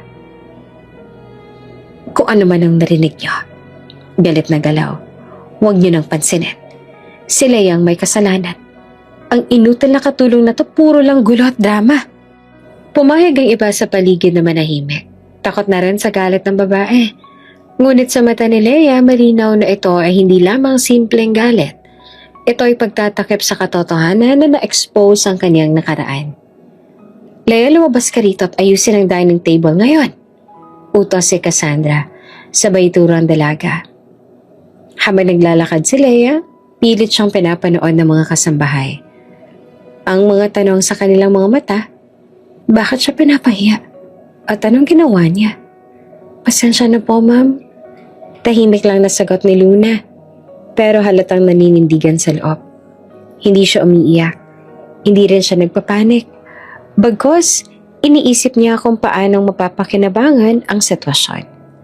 Pagkatapos niyang ayusin ang pinggan at basahan, nakabalik na siya sa dining area. Nakita niya si Cassandra na nakatayo, nakayuko sa galit. Halos tigang na tigang ang mga ugat sa leeg. "Sino man ang naglabas ng nakaraan ko, malalagot." Sagaw niya sa isipan at nang tumingin kay Leia, "Ikaw ang may sala sa lahat ng nangyari. Bakit hindi mo nalang gawin ang trabaho mo ng tahimik?" Ang pinakamalaking pagkakamali ni Cassandra, hindi niya na nakontrol ang sarili sa harap ng bisita. Mabilis na napuno ng kaba. At dahil doon, nagmisulang isang malaking biro ang kanyang pagtatangka na itago ang nakaraan. "Hindi yun naiintindihan," halos sigaw niya. "Hindi ako scammer. Baka kamukha ko lang narinig niyo." Tumigil siya. Huminga ng malalim at sinadyang umisi. Ngunit walang nakakita ng sincerity sa ngiting iyon. Sa tabi ng lahat, lumakas ang kutob ni Luna. Nakita niya ang unti-unting pag-breakdown ni Cassandra. Isang babaeng tipong palaging kontrolado. Ngayon ay nakatulala sa isang sitwasyon na hindi niya maipaliwanag. Si Aling Marites at Mang Julio ay nakatingin sa eksena. "Grabe si Ma'am," bulong ni Aling Tess. Halatang may halo ng takot at pagkabahala. Para bang hindi niya makontrol ang sarili niya. "At Leia, anak, mabuti na lang at hindi ka nag-react." Nagtipon-tipon ng iba pang kasambahay. Pilit na nagtatahimik. Pero ramdam ang tensyon. Bawat isa ay nakatingin kay Luna. At sa mga mata niya, makikita nila ang tapang at kontrol sa sarili. Pagkatapos ay lumapit si Luna sa bintana ng dining area. Huminga ng malalim at pinilit ayusin ang sarili. Alam niya na hindi iyon ang huling pagkakataon na gagamitin ni Cassandra ang galit para takutin siya. Pero sa kabilang banda, may ngiting dumaan sa isip niya. Hindi niya sinadyang marinig ang impormasyon mula sa bisita. Ngunit dahil dito, nakatanggap siya ng malaking advantage. Na-expose ang nakaraan ni Cassandra sa isang pagkakataon na hindi inaasahan. At ngayon, mas malapit si Luna sa layunin niya. Makuha ang ebidensya at mailigtas ang ama niya sa panlilinlang. Sa pagtatapos ng araw, isang bagay ang malinaw kay Luna. Nagkamali si Cassandra. Hindi niya na maitatago ang nakaraan. Hindi na siya ganap na makokontrol ang mga tao sa paligid niya. At sa bawat galit na pinapakita nito kay Luna, bawat public humiliation, mas lalo lang tumitibay ang loob ng dalaga. Hindi pa tapos ang laban. Bulong niya sa sarili, habang pinapakinggan ng tahimik na humahampas ang hangin sa labas. Ngayon, mas handa na siya kesa dati. Tahimik ang hallway ng hasyenda habang nag-aayos si Luna ng mga basahan at naglilinis ng cabinet sa kusina. Malamig ang hangin at halatang tapos na ang hapon na shift ng ibang kasambahay. Ngunit may lumapit na mabagal na yabag. Isang pamilyar na kilos na nagpakurok sa likod ni Leia. Leia, mahina ngunit may magmamandamdaming tinig. Si Ate Mercy yon. Ang matagal ng kasambahay ay nakatayo sa doorway. Halatang nag-aalangan bago tuluyang lumapit. May sasabihin ako pero huwag kang mag-alala. Confidential. Ani Ate Mercy. Sabay dahan-dahang pagsulip sa paligid para siguraduhin na walang nakikinig. Si Leia ay napapikit ang isip sa mga nangyari sa nakalipas na gabi at araw. Tumango lamang. Pilit pinipigil ang kaba. Sige po Ate Mercy, ano po yan? Tumigil si Ate Mercy. Huminga ng malalim at saka nagpatuloy. Matagal na ako nagtatanong sa sarili ko, Leia. May nangyayaring kakaiba sa mansyon bago ka dumating. Naputol sandali ang paghinga ni Leia. Bago pa siya makapagsalita, in-extend ni Ate Mercy ang kamay. Parang may hawak na mahalagang salita na dapat marinig. Alam mo ba, ilang buwan bago ka pumasok sa mansyon, may nawawalang pera at alahas na nagmumula kay Doña Esperanza. Napatingin si Luna. Pilit inaalala ang pangalan ng kanyang yumaong ina. Oo, ang aking ina. Bulong niya sa sarili. Hindi lang yan.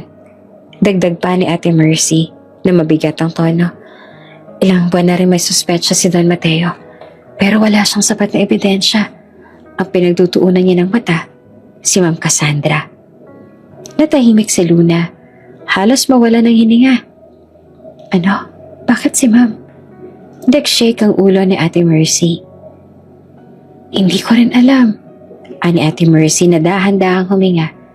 Pero narinig ko. Ikaw, Leia, ngayon ang pinagbibintangan. Huminga si Luna sa gilid ng counter. Pinisil ang sarili sa kahabaan ng kalsada. Huh? Paano po? Paano nila ako napagbantangan ng ganito samantalang kakapasok ko lang naman dito sa mansyon? Tahimik si Ate Mercy. Pilit kinakalma ang dalaga bago ipaliwanag ang katotohanan. May mga tao sa mansyon na nagmamasid sa lahat ng kilos mo, lalo na si Ma'am Cassandra at ang kanyang anak na si Violet. Parang sinasabi nila na may alam ka, pero hindi nila alam kung ano. Kaya ka nila ginagawang target para mailayo sa kanila ang totoong nagkakasala. Napatingin si Luna sa mata ni Ate Mercy. Ang kaba ay malinaw sa kanyang mukha. Pero bakit ako? Bakit nila ako pinagkakandong ng kasalanan? Samantalang hindi ko pa naman alam ang buong kwento.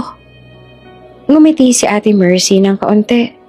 Pilit nakakapagpataglay ng katahimikan sa gitna ng tensyon. Kasi Leia, bago ka dumating, may nawawalang alahas, pera at iba pang mahalagang gamit. Ang mga taong may interes sa sirain ng pangalan mo, ginamit ka bilang scapegoat. At alam mo, napapansin ko may mga sinyales na parang may tauhan si Ma'am Cassandra na nagmamasid sa mga kasambahay at sayo. Kaya nakikita nila na ikaw ang dahilan, kahit wala ka namang kinalaman. Huminga si Luna ng malalim. Halos makalimutan ng kaba na nararamdaman niya ilang gabi lang nakalipas. Ang unang pag-atake sa kanyang kwarto, ang galit ni Cassandra, ang pagkapahiya sa dining area. Ngunit ngayong narinig niya ito mula kay Ate Mercy, malinaw sa kanya na hindi siya nag-iisa. May taong alam ang katotohanan. May taong handang tumulong. Kahit sa tahimik na paraan. Leia, sabi ni Ate Mercy, dahan-dahang lumapit. Alam kong mahirap, pero kailangan mong manatiling maingat. Lahat ng pinapakita nila sa'yo, galit, pang-aabuso, panilin lang, para lang itago ang tunay na kriminal.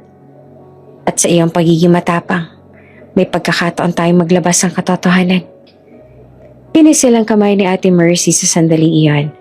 Parang may bigat na unti-unting nawala. Matapos ang ilang minuto ng tahimik na pag-uusap, lumayo si Ate Mercy at nagpaalam. Ngunit naiwan kay Luna ay isang mahalagang mensahe. Kailangan niyang protektahan ang sarili at ipagpatuloy ang koleksyon ng ebidensya. Alam niyang hindi madali. Hindi madaling patunayan ang innocence niya sa mansyon na puno ng lihim at panlilin lang. Ngunit sa pagkakataong iyon, mas lumakas ang loob niya. Hindi lamang para sa sarili niya, kundi para na rin sa yumaong ina, para sa ama, at para sa lahat ng inosenteng tao na nagiging biktima ng panlilinlang.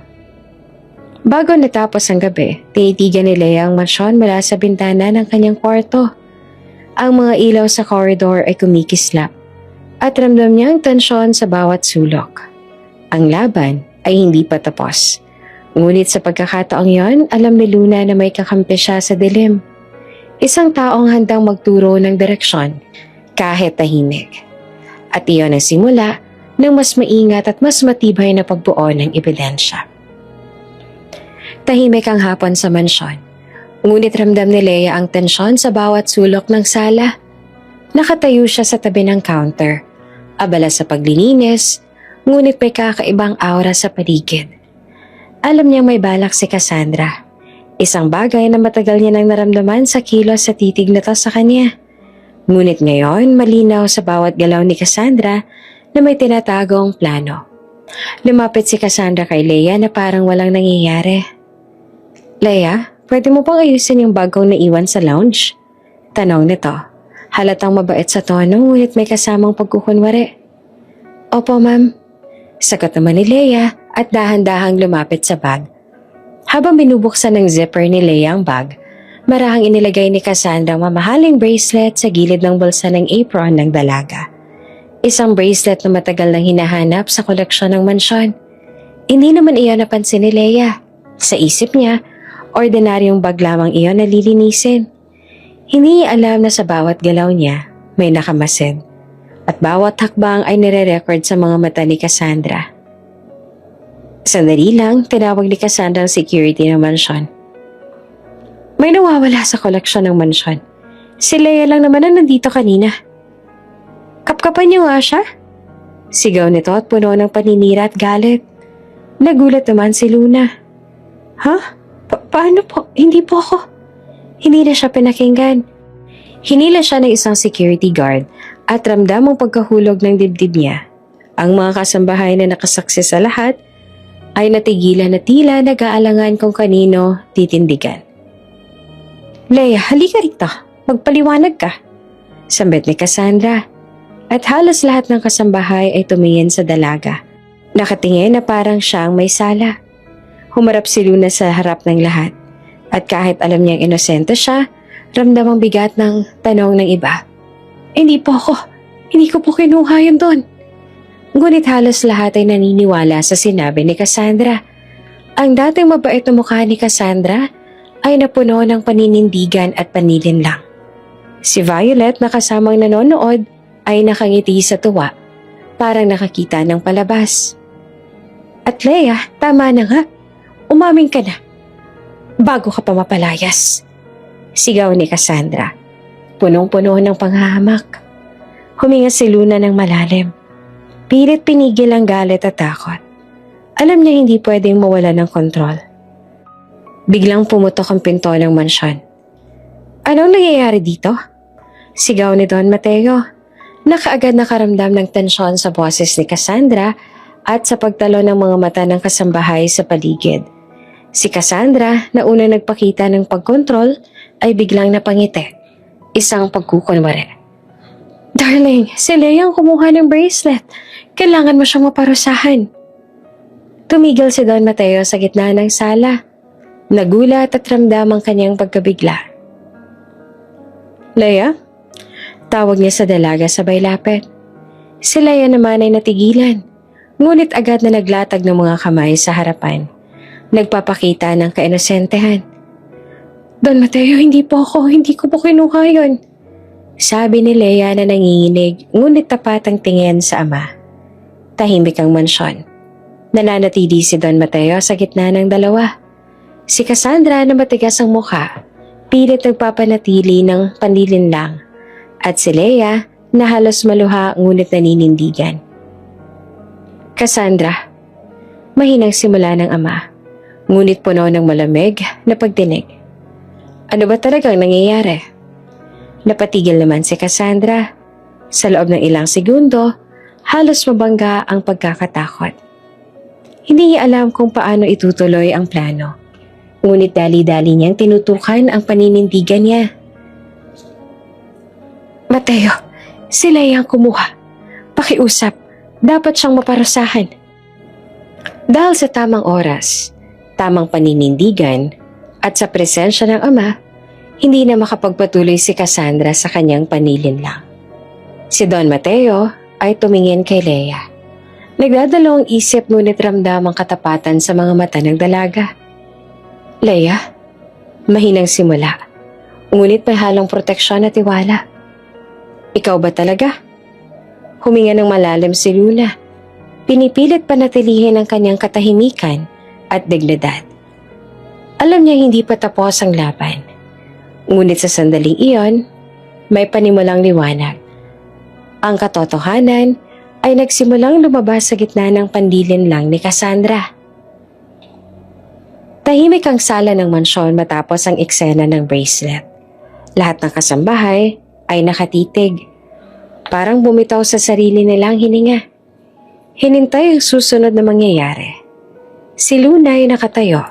Medyo nanginginig ang mga kamay. Ngunit pinipilit na panatilihin ang postura ng inosente.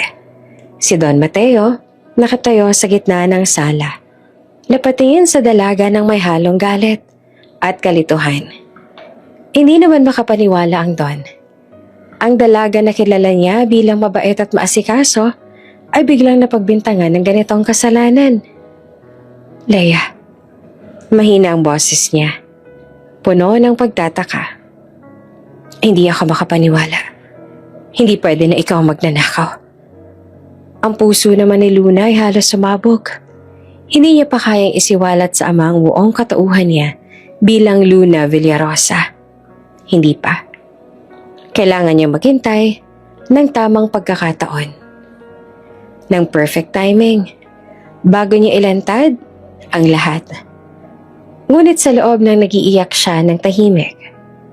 Hindi sa paraang malakas at lantad, kundi sa isang pag-iyak na nakatago sa puso. Paghihirap dahil sa pangape, panlilinlang, at ang bigat ng pagiging target ng sariling stepmom. Don, hindi po ako. Hindi ko po ginawa. Maniwala po kayo. Panalangin niya sa sarili habang pinipigil ang luha sa mata. Pinilit niyang huminga ng malalim. Pinigilan ng boses na manginig. Si Don Mateo naman ay naglakad palapit sa dalaga. Hindi ko maipaliwanag. Sabi niya na nanginginig ang boses. Kung paano mo nagawa to. Kailangan kitang ipabarangay, Leia. Kailangan nating alamin kung sino ang totoo. Nakaramdam ng panandaliang takot si Luna. Kung papabarangay siya, may posibilidad na lalabas ang kanyang tunay na pagkatao. Pero alam niya, hindi iyon ang tamang oras. Ngayon, kailangan niyang magpigil at mag-strategize. Habang nakatayo sa harap ng ama, pinisil ni Luna ang kamay niya. Pilit na pinipigil ang sarili. Sa loob ng puso niya, umiiyak si Luna. Ang totoong siya. Sa bawat pagtutol ni Cassandra sa kanya. Sa bawat pangmamaliit at sa panggigipit na nararanasan niya sa loob ng mansyon. Paano ko maipapakita sa kanya na hindi ako si Leia lang, kundi si Luna? Bulong niya sa sarili. Ngunit alam niya hindi pwede ngayon. Isang pagkakataon na walang makalimot sa katotohanan at walang makakapagtaboy sa kanya. Kahit ramdam niyang paninlinlang, kahit pinipilit ng takot na yumuko, pinili ni Luna na manatiling matatag. Don, ipinapangako ko po, hindi ko po ginawa yan. Mahina ang ngunit matapang ang boses. Alam niyang ramdam ng ama ang tapat na emosyon sa likod ng kanyang salita. Kahit hindi alam ng lahat kung ano ang nangyayari sa loob ng kanyang puso. Tumigil si Don Mateo sa kanyang hakbang. Nagulat sa kalinawan ng tinig ni Leia. Talaga ba, Leia? Sige, bibigyan kita ng isa pang pagkakataon. Mahina ang sambit niya. Halatang naguguluhan at nag-aalangan sa paniniwala. Habang nakatayo sa harap ng ama, Ramdam ni Luna ang kakaibang halo ng kaba at lakas. Hindi pa niya pwedeng sabihin ang buong katotohanan. Ngunit alam niyang may oras pa siya para masiwalat ang ugali ng future stepmom. Tay, maghihintay po ako sa tamang panahon. Bulong niya sa sarili. Nakatingin sa mata ng ama. Ramdam niya ang panininlang ni Cassandra sa paligid. Pero ramdam din niya ang pagmamahal ng ama. Kahit sa gitna ng pagdududa.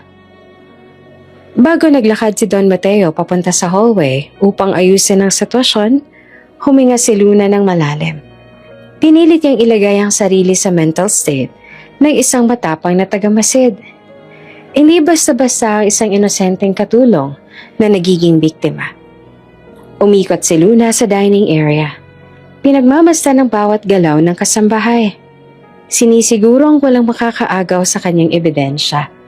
Bawat hakbang, bawat galaw, may kahulugan. Tahimik ngunit eleganteng namayani ang gabi sa malaking dining hall ng mansyon. Ang mga ilaw ay kumikislap sa kristal na chandelier, habang ang mga mesa naman ay pinaghahandaan para sa isang espesyal na family dinner.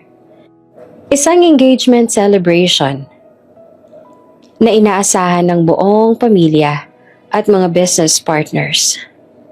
Si Luna na ngayon ay nakaupo sa gilid ng room. May kakaibang tensyon sa dibdib. Alam niya na ito na ang tamang pagkakataon. Ang buong taon ng pag-iipon ng ebidensya. Pagmamasid at pagtatago ng totoong sarili ay para sa sandaling ito. Naglakad siya papasok sa dining hall. Suot ang simpleng uniform ng katulong.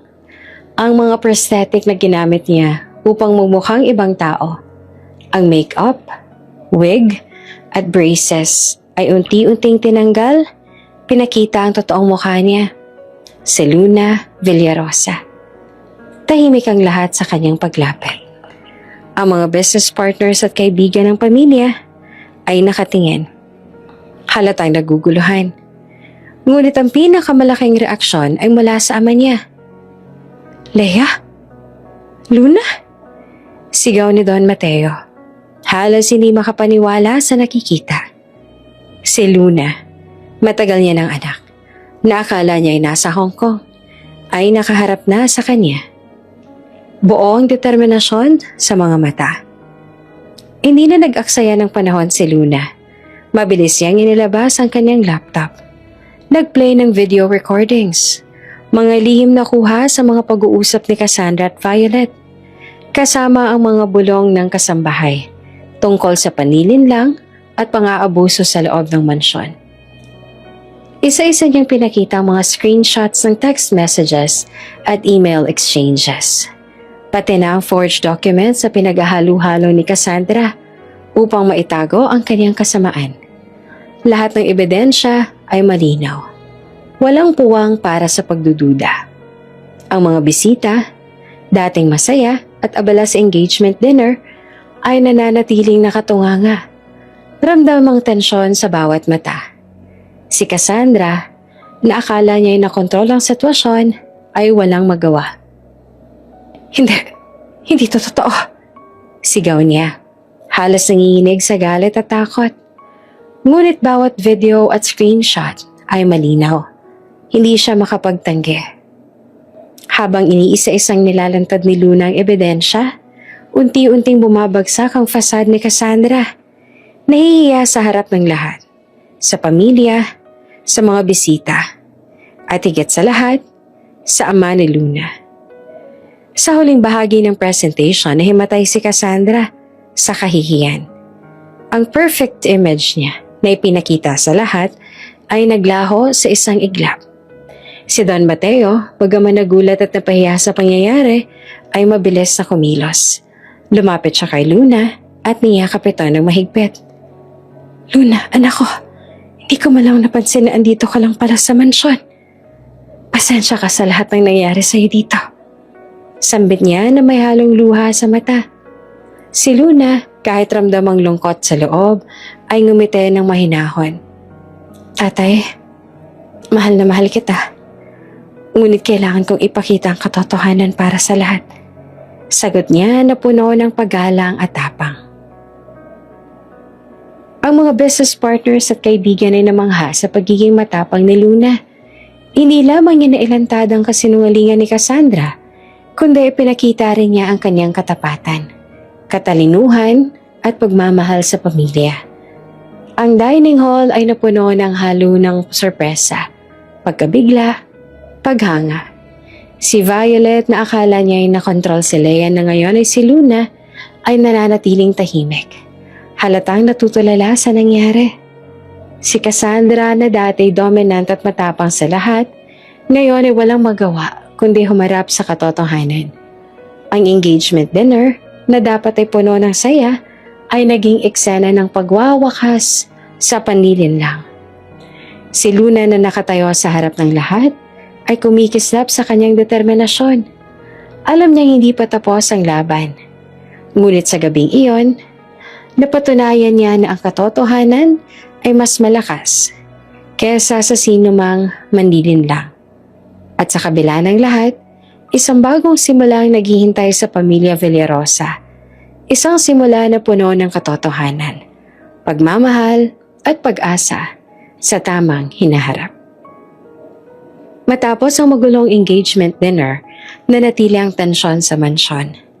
Ang bawat kasambahay ay tahimik, ngunit ramdam ang pagbabago sa hangin. Si Luna na ngayon nakikilala na bilang tunay na anak ni Don Mateo, ay abala sa pagtulong sa ama at sa pagpapanumbalik ng tiwala sa pamilya. Ngunit alam niyang hindi pa tapos ang lahat. May mga tanong pa tungkol sa nakaraan ni Cassandra, sa tunay na dahilan ng kanyang panlilinlang at sa kung paano niya nagawa ang lahat ng tila walang kapintasan. Si Don Mateo ay agad na nag-utos sa kanyang legal team at mga private investigators upang imbestigahan si Cassandra. Habang lumalalim ang investigasyon, unti-unting lumalabas ang mga nakakabiglang detalye. May mga warrant of arrest si Cassandra sa ibang bansa dahil sa panlilinlang, fraud at iba pang financial crimes. May mga taong dating naloko at nagbayad ng mataas na halaga para sa mga investments na hindi naman umiral. Ang lahat ng perfection ni Cassandra sa panlabas ay isang maskara lamang. Ang kanyang anak na si Violet ay ginagamit upang palaging magmukhang maayos ang imahe sa publiko. Sa bawat dokumento at report na nakakalap, lalong nagiging malinaw kay Luna at sa ama niya kung gaanong kalalim ang paninlinlang na ginawa ni Cassandra sa kanilang pamilya.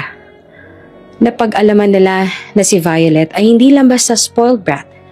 Isa pala siyang instrumento sa pagpapakita ng imahe ni Cassandra bilang perfect mom sa mata ng iba.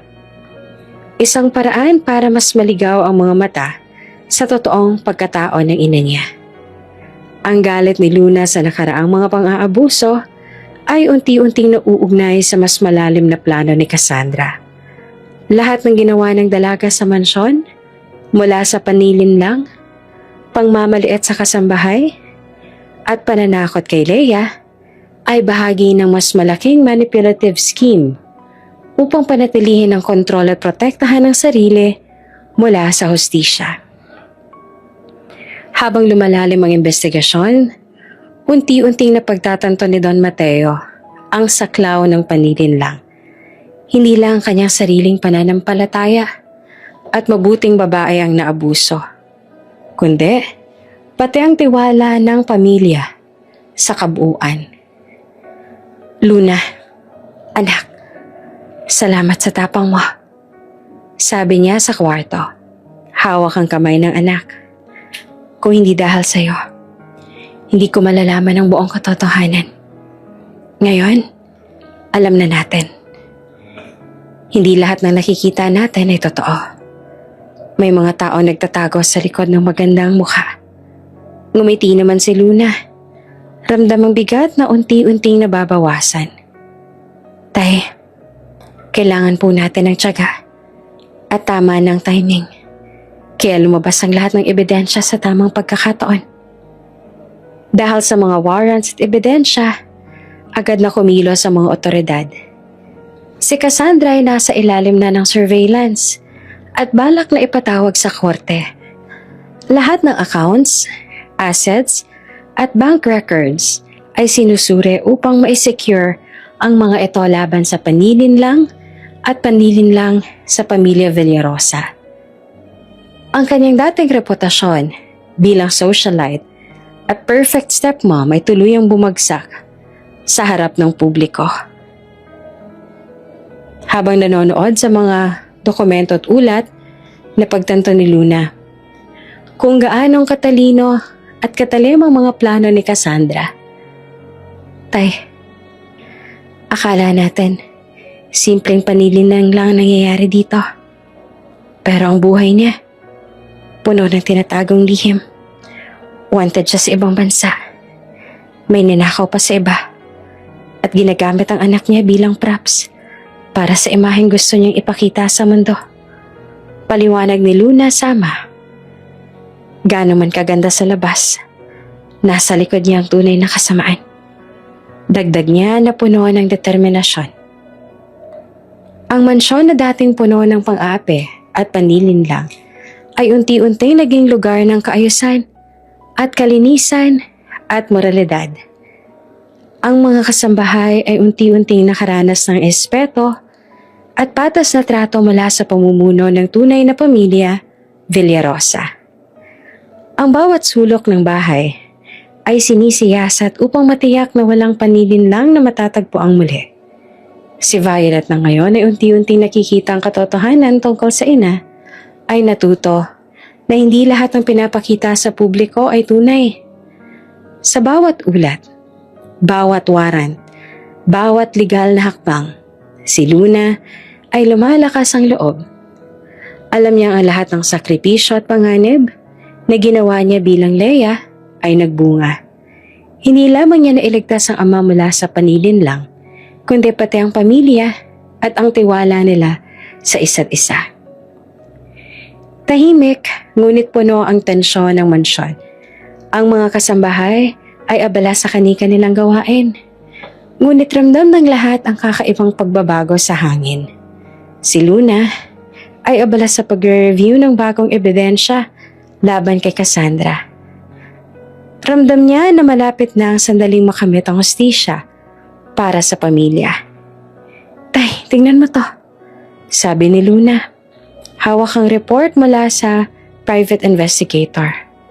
Si Don Mateo naman na dati nalulunod sa pang-aapi at panlilinlang ni Cassandra ay napatingin sa dokumento nang may halong gulat at galit. Luna, hindi ko akalain. Mahinang sambit niya. May nilalagay pala siyang gamot sa akin para mapahina at maging dependent ako sa kanya. Naramdaman naman ni Luna ang tindi ng sitwasyon. Ang scheme ni Cassandra ay hindi lamang simpleng panlilinlang sa imahe ng pamilya. Ito ay aktual na banta sa kalusugan at kaligtasan ng ama niya. Alam mo ba kung gaano katagal niya itong ginagawa, Tay? Tanong ni Luna na halos nanginginig sa galit. Hindi ko alam. Pero ito na siguro ang dahilan kung bakit palaging may iniinom akong gamot na pakiramdam ko hindi naman effective. Sagot ni Don Mateo, puno ng takot at pagkabigla. Ngunit hindi natapos ang plano ni Cassandra doon. Natuklasan nilang sinusubukan niyang tumakas kasama ang kanyang lover. Ang lalaking dati niyang naka-video call upang makatakas sa mga authorities at ipinagpatuloy ang panlilinlang. Ngunit ang plano ay nabigo. Agad silang nahuli ng mga authorities na sumusubaybay sa bawat kilos ni Cassandra mula nang lumabas ang mga warrants at ebidensya ng panlilinlang. Tay, tingnan mo. Ipinakita ni Luna ang larawan at video ng pagkakahuli kay Cassandra. Sinubukan nilang lumabas ng bansa, pero nahuli sila. Hindi ko alam kung paano ko haharapin ang lahat ng to. Hindi lang siya mapanlinlang. Delikado pa. Sabi ni Don Mateo. Ramdam ang galit at takot sa boses. Si Violet naman na iniwan ni Cassandra sa mansyon ay umiiyak sa kanyang kwarto. Hindi maintindihan kung bakit Bigla na lang nawala ang kanyang ina na palaging nakikitang perfect at maalaga. Clueless siya sa totoong balak ni Cassandra, sa panlilin lang at sa banta ng kanyang ama. Umiyak si Violet. Hawak ang mga gamit na dati bahagi ng pagpapakita ni Cassandra ng imahe ng mabuting ina. Mom, bakit niyo ako iniwan? Sambit niya sa hangin. Naguguluhan at nalilito. Si Luna na nakamasid sa doorway ay dahan-dahang pumasok. Violet, kailangan mong malaman ang katotohanan. Mahinahon ngunit may authority sa tinig. Ang mama mo, hindi siya tulad ng inaasahan nating mabuti. Ginagamit ka lang niya para sa kanyang plano. Umiiyak si Violet, ngunit unti-unti niyang naiintindihan ang sitwasyon.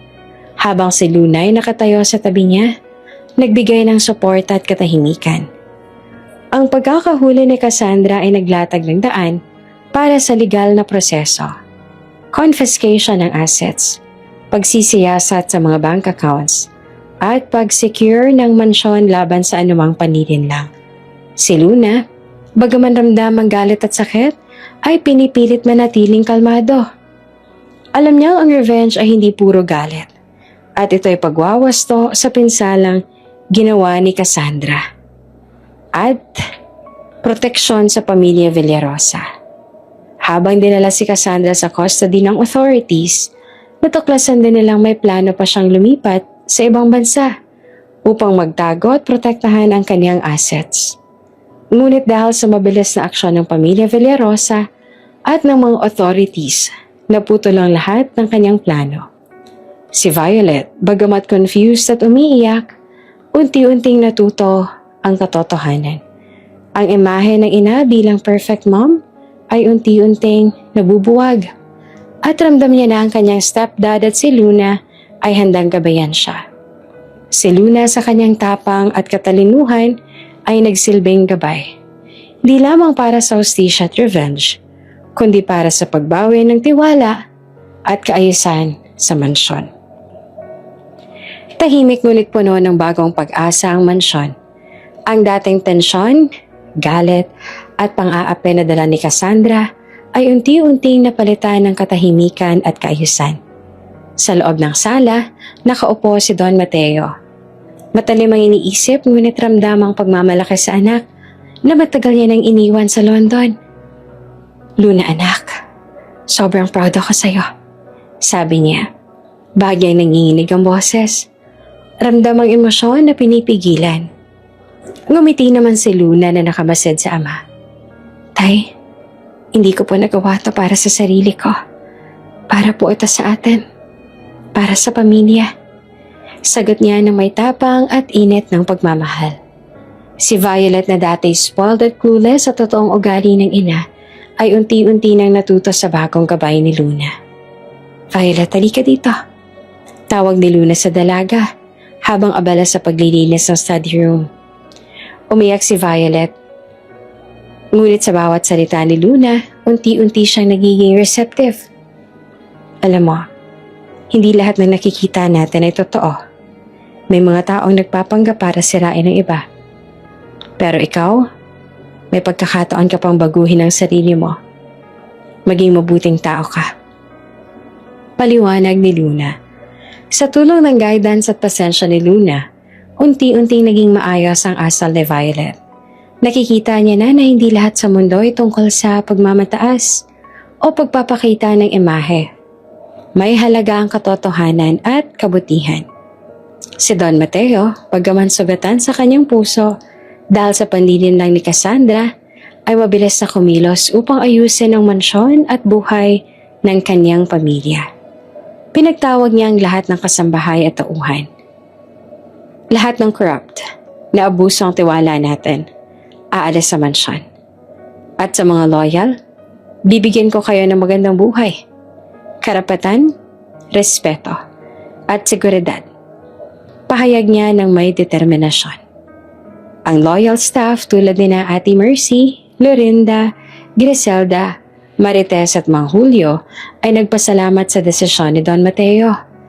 Ramdam nila ang pamilya ay unti-unti na nagiging ligtas, maayos at puno ng tiwala. Si Luna ay naging mahalagang gabay sa bagong sistema ng mansyon. Pinag-aaralan niya ang bawat detalye, mula sa management ng staff, distribution ng household responsibilities, hanggang sa pagpapanatili ng moralidad sa loob ng bahay. Hindi lang siya naging tagapangalaga ng kaayusan. Naging mentor din siya kay Violet at protektor ng ama niya laban sa anumang banta sa hinaharap. Tatay, kailangan natin siguraduhin na hindi na mauulit ang nangyari noon. Ang mansyon, staff at pamilya natin dapat ligtas sa tapat ang lahat. Paliwanag ni Luna habang nag-i-inspeksyon sa paligid. Si Don Mateo ramdam ang kagalakan at pag-asa. Anak, sobra akong proud na ikaw ang anak ko. Pinakita mo ang tapang at katalinuhan mo. Hindi lang sa panlaban at panilin lang, kundi sa pagpapanumbalik ng tiwala at kaayusan. Habang nag-aayos ng lumang drawer sa study room, may natagpuan si Luna. Isang lihim na sulat ng yumaong ina niya na si Doña Esperanza. Nakasaad dito, Mateo, may isang mapanganib na babae na darating sa buhay mo balang araw. Mag-iingat ka sa sino mang magpapakita ng sobrang kabutihan at perfection. Ipinagkatiwala ko sa iyo ang anak ko. Ingatan mo siya sa anumang panganib. Napatingin si Luna sa sulat at biglang naalala ang lahat ng nangyari sa mansyon.